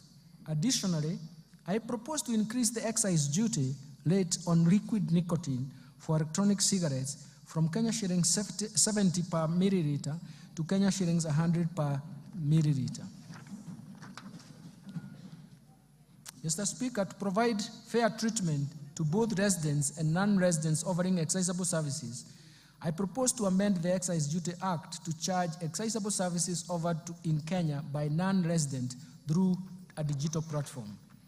Mr. Speaker, the Finance Act introduced excise duty on fees charged on advertisement of alcoholic beverages, betting, gaming, lotteries, and prize competition on TVs, print media, billboards, and FM stations. This resulted to a shift in choice of advertisement platform from the traditional media to internet and social media. To create a level playing field and to achieve the intended purpose, I propose to expand the scope of this tax to include fees charged on internet and social media advertisements. Mr. Speaker, in order to enhance the administrative efficiency in the issuance of excise licenses to persons dealing with excisable goods or services, I have proposed an amendment to provide for issuance of licenses within 14 working days upon receipt of all required valid documents by the Commission. Mr. Speaker, the Finance Act 2023 introduced duty on imported eggs, potatoes, onions at the rate of 25%. To promote trade across East African region, I propose the removal of this excise duty on imported eggs, potatoes, and onions originating from East African Community Partner States, subject to goods meeting the East African Community Rules of Origin. Mr. Speaker, currently, excise duty is 15% on the following: telephone, internet data services, fees charged on money transfer services by banks, fees charged on money transfer by agencies and other financial services providers, and the fees charged on cellular phone service providers. I propose to retain the excise duty rate of 15% on fees charged on money transfer services by cellular phone service providers to benefit retail electronic payments ecosystem. Let me now move to amendments to Tax Procedures Act. Mr. Speaker, I will now highlight those proposed amendments of the Tax Procedures Act.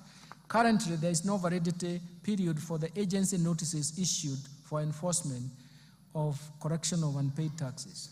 This gap often leads to tax disputes and delayed revenue correction. To address this, I propose to amend the Tax Procedures Act to provide 1 year validity period for agency notices. Mr. Speaker, in order to align the timelines for claiming VAT and in the Tax Procedures Act and VAT Act, I propose to delete the reference on timeliness for claiming refunds at the VAT Act, so that the applicable timeline is the 6 months that is provided under the Tax Procedures Act. Mr. Speaker, currently registered manufacturers whose value of investments is in the preceding year, in the preceding 3 years is at least 3 million, are exempted from withholding tax. In order to promote equity and create fairness to all manufacturers, I propose to amend the Tax Procedures Act to remove this exemption.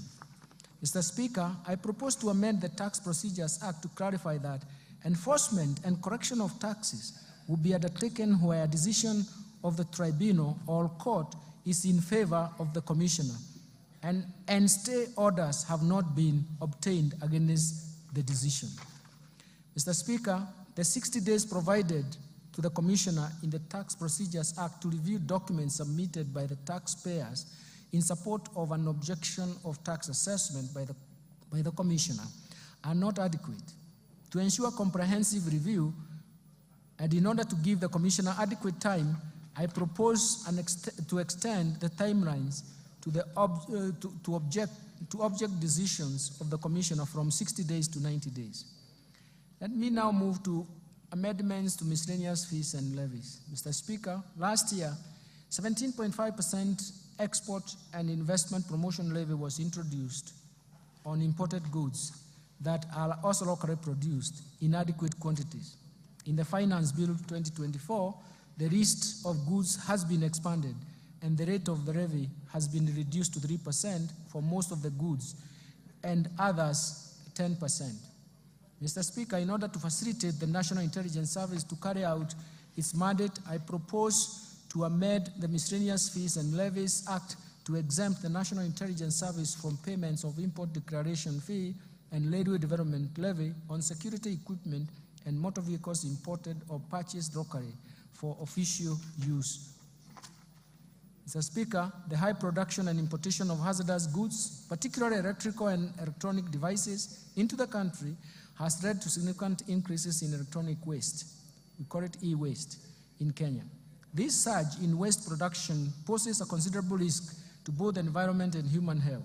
In this regard, I propose to introduce eco-levy on various products to be payable in line with the polluter pays principle. Mr. Speaker, the levy will be imposed under the Miscellaneous Fees and Levies Act. Let me turn to the amendments to the Kenya Revenue Authority Act. Mr. Speaker, to enhance public knowledge and literacy on tax matters, I propose to amend the Kenya Revenue Act to enable Kenya School of Revenue Administration collaborate with other institutions of higher learning, develop curricula, assess, examine students, and award certificates in tax matters. I've submitted this amendment in a separate bill. In conclusion, Mr. Speaker, the government, under the leadership of His Excellency, the President, Honorable Dr. William Samoei Ruto, has succeeded in steering the economy through a very difficult period of global and domestic challenges. Remarkably, the economy has recovered from the lagged effects of COVID-19 pandemic and unwinding from persistent and successive domestic and external shocks that created some permanent effects. Mr. Speaker, the policies and structural reforms outlined in this budget have laid a firm foundation to protect the fragile recovery for a sustained socio-economic transformation. Financing development is critical to this economic transformation. That is why raising adequate revenues is a core pillar to this economic transformation and growth. I'm confident that these measures will create jobs. They will strengthen economic recovery, and they will reduce the cost of living in the country, thereby providing the much-needed relief to the common mwananchi. I therefore urge honorable members and all Kenyans to support the implementation of the measures contained in this budget for our mutual prosperity. Finally, Mr. Speaker, achieving prosperous Kenya requires leadership and support of every Kenyan. For this reason, I wish to thank His Excellency the President, Dr. William Samoei Ruto, and His Excellency the Deputy President, Honorable Rigathi Gachagua, for their continued wise guidance and leadership and even perseverance to long hours of working to get things right. My special appreciation goes to Prime Cabinet Secretary, the Attorney General, my fellow Cabinet Secretaries, and the respective Principal Secretaries and accounting officers and staff of all MDAs for their support and contribution to the financial year 2024-2025 budget-making process and contributions to these budget proposals.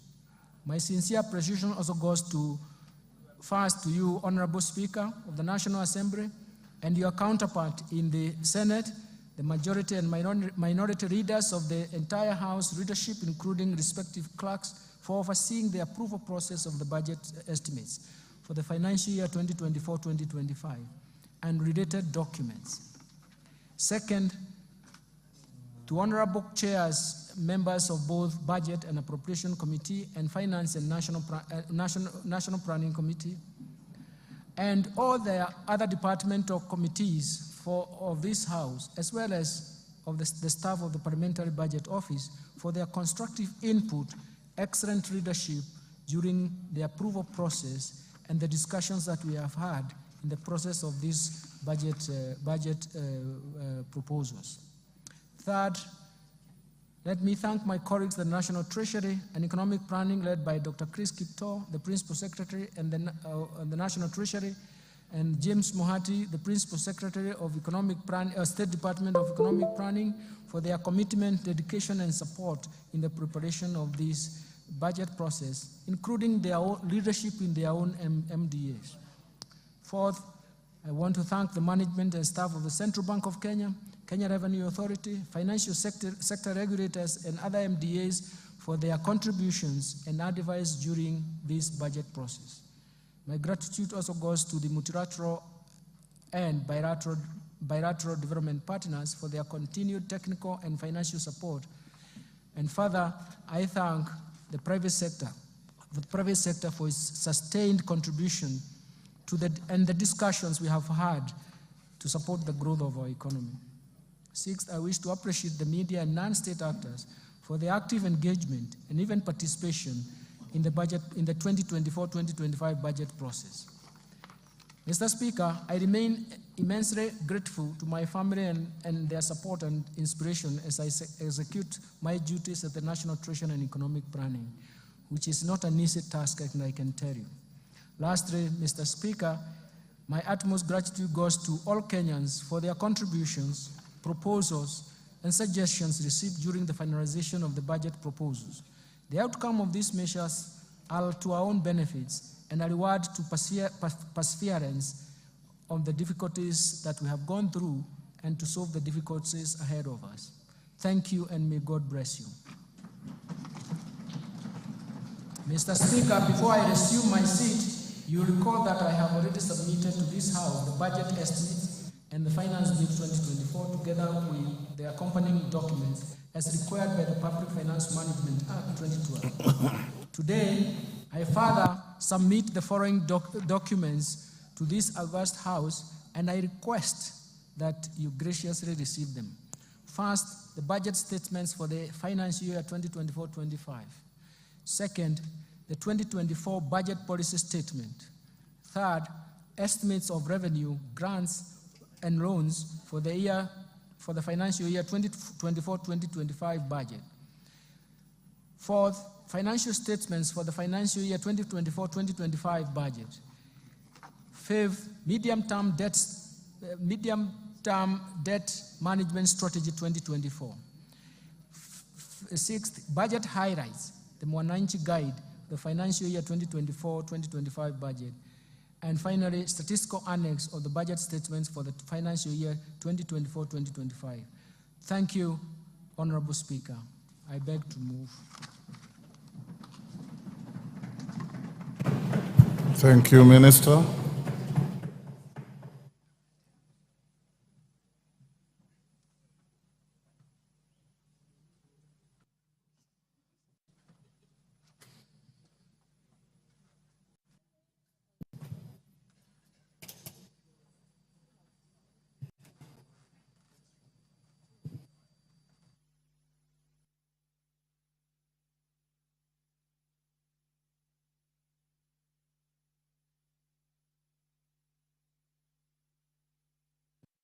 Minister, I'm waiting for the handing over of the documents.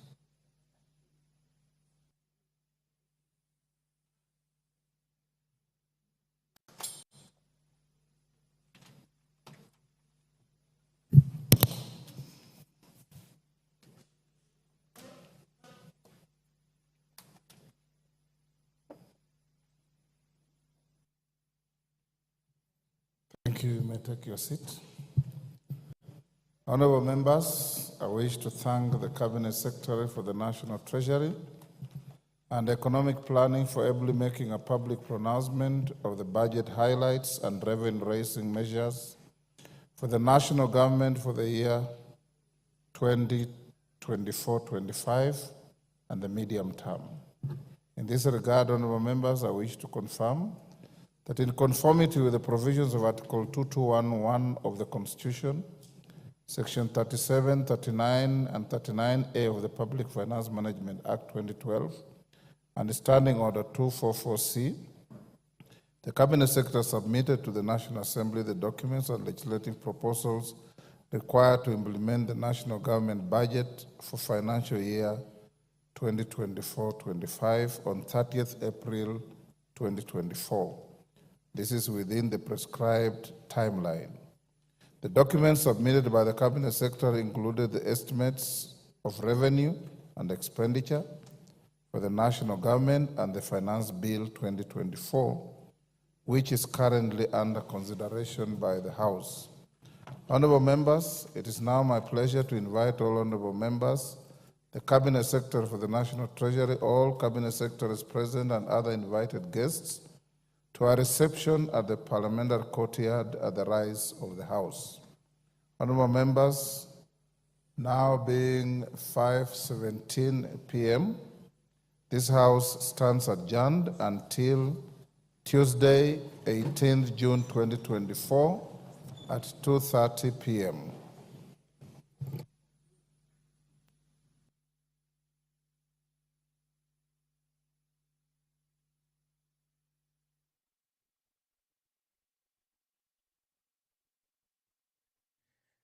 The Treasury Cabinet Secretary, Professor Njuguna Ndung'u, has delivered his much-awaited speech, and the CS has focused his speech on four main points: the economic performance, fiscal policy direction, revenue measures, and expenditure plans, where the Cabinet Secretary has outlined how the government intends to allocate its resources across different sectors such as education, health, infrastructure, and security, among other sectors. This is a broadcast that was brought to you by the Parliamentary Broadcasting Unit in conjunction with the Kenya Broadcasting Corporation.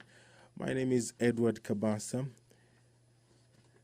That's where we wind up the broadcast of the parliamentary business on this 13th day of June 2024.